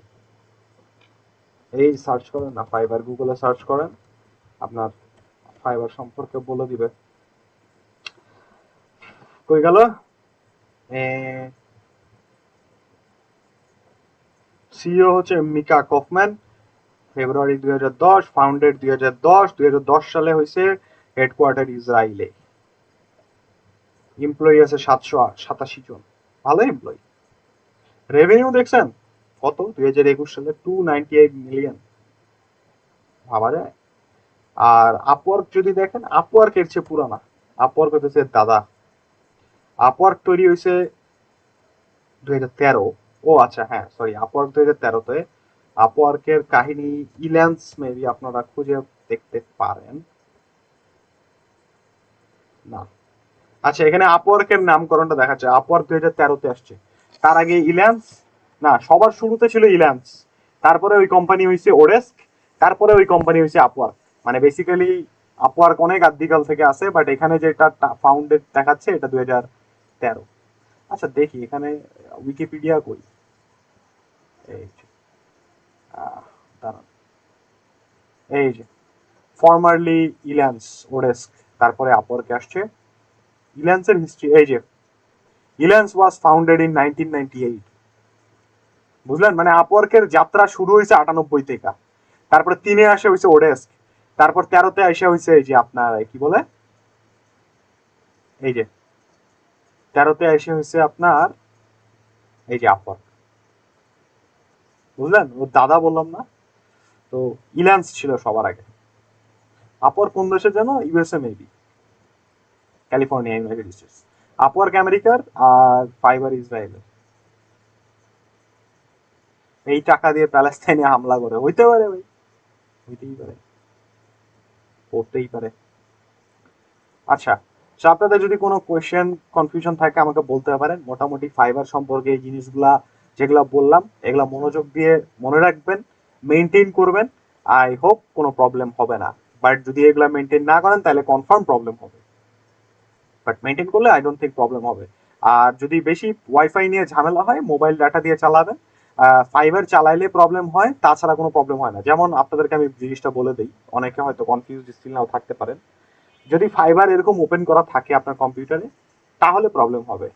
যদি ফাইবার এরকম বন্ধ করে রাখেন এবং আপনি ওয়াইফাই চালান তাহলে কোনো সমস্যা নেই। তো ফাইবার তো চলতেছে না, ফাইবার ওয়েবসাইট তো চলতেছে না, তাহলে আপনি ওয়াইফাই দিয়ে চালান, কোনো সমস্যা নেই। বাট যেই ফাইবার ওয়েবসাইটটাকে ওপেন করবেন তখন আর ওয়াইফাইটা আপনি ইউজ করেন না, এইটুক টাইম শুধু আপনি হটস্পট চালান। বুঝছেন বিষয়টা? আর বাদ বাকি সব কাজ আপনি ওয়াইফাই দিয়ে করেন, কোনো সমস্যা নাই। আগের অ্যাকাউন্ট তো এখনো আসেই দেখাচ্ছে, জিমেইল পাস দিয়ে ওপেন হচ্ছে, তো করেন ওটা দিয়েই চালান, সমস্যা কই। আমি আপনাদের টার্মস এন্ড সার্ভিসের লিঙ্কগুলো দিয়ে দিচ্ছি, এগুলা নিজ দায়িত্বে একটু পড়ে নিয়েন, নিজে স্বশিক্ষিত হবেন, মানুষের কথায় নাচবেন না ফাইবারের, কারণ ফাইবার মানুষ বহুত কথা বলে, আমি লাইফে বহুত কথা শুনছি ফাইবার নিয়ে, সব ফোকাস। লেভেলস আর টার্মস এর লিঙ্ক আমি দিয়ে দিলাম। আগে আমি হচ্ছে একটা লিঙ্ক দিতাম যে আপনার কি বলে রেফারেল লিঙ্ক, এখন আর দিই না, বাদ দিয়ে দিছি।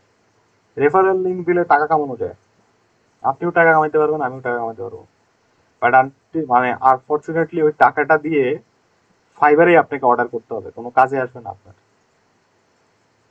এই জন্য আর রেফারেল লিঙ্ক আমি দিই না। এই কারো কোশ্চেন না থাকলে আমি রেকর্ডিং অফ করে দিচ্ছি। আজকের মতো ক্লাস এত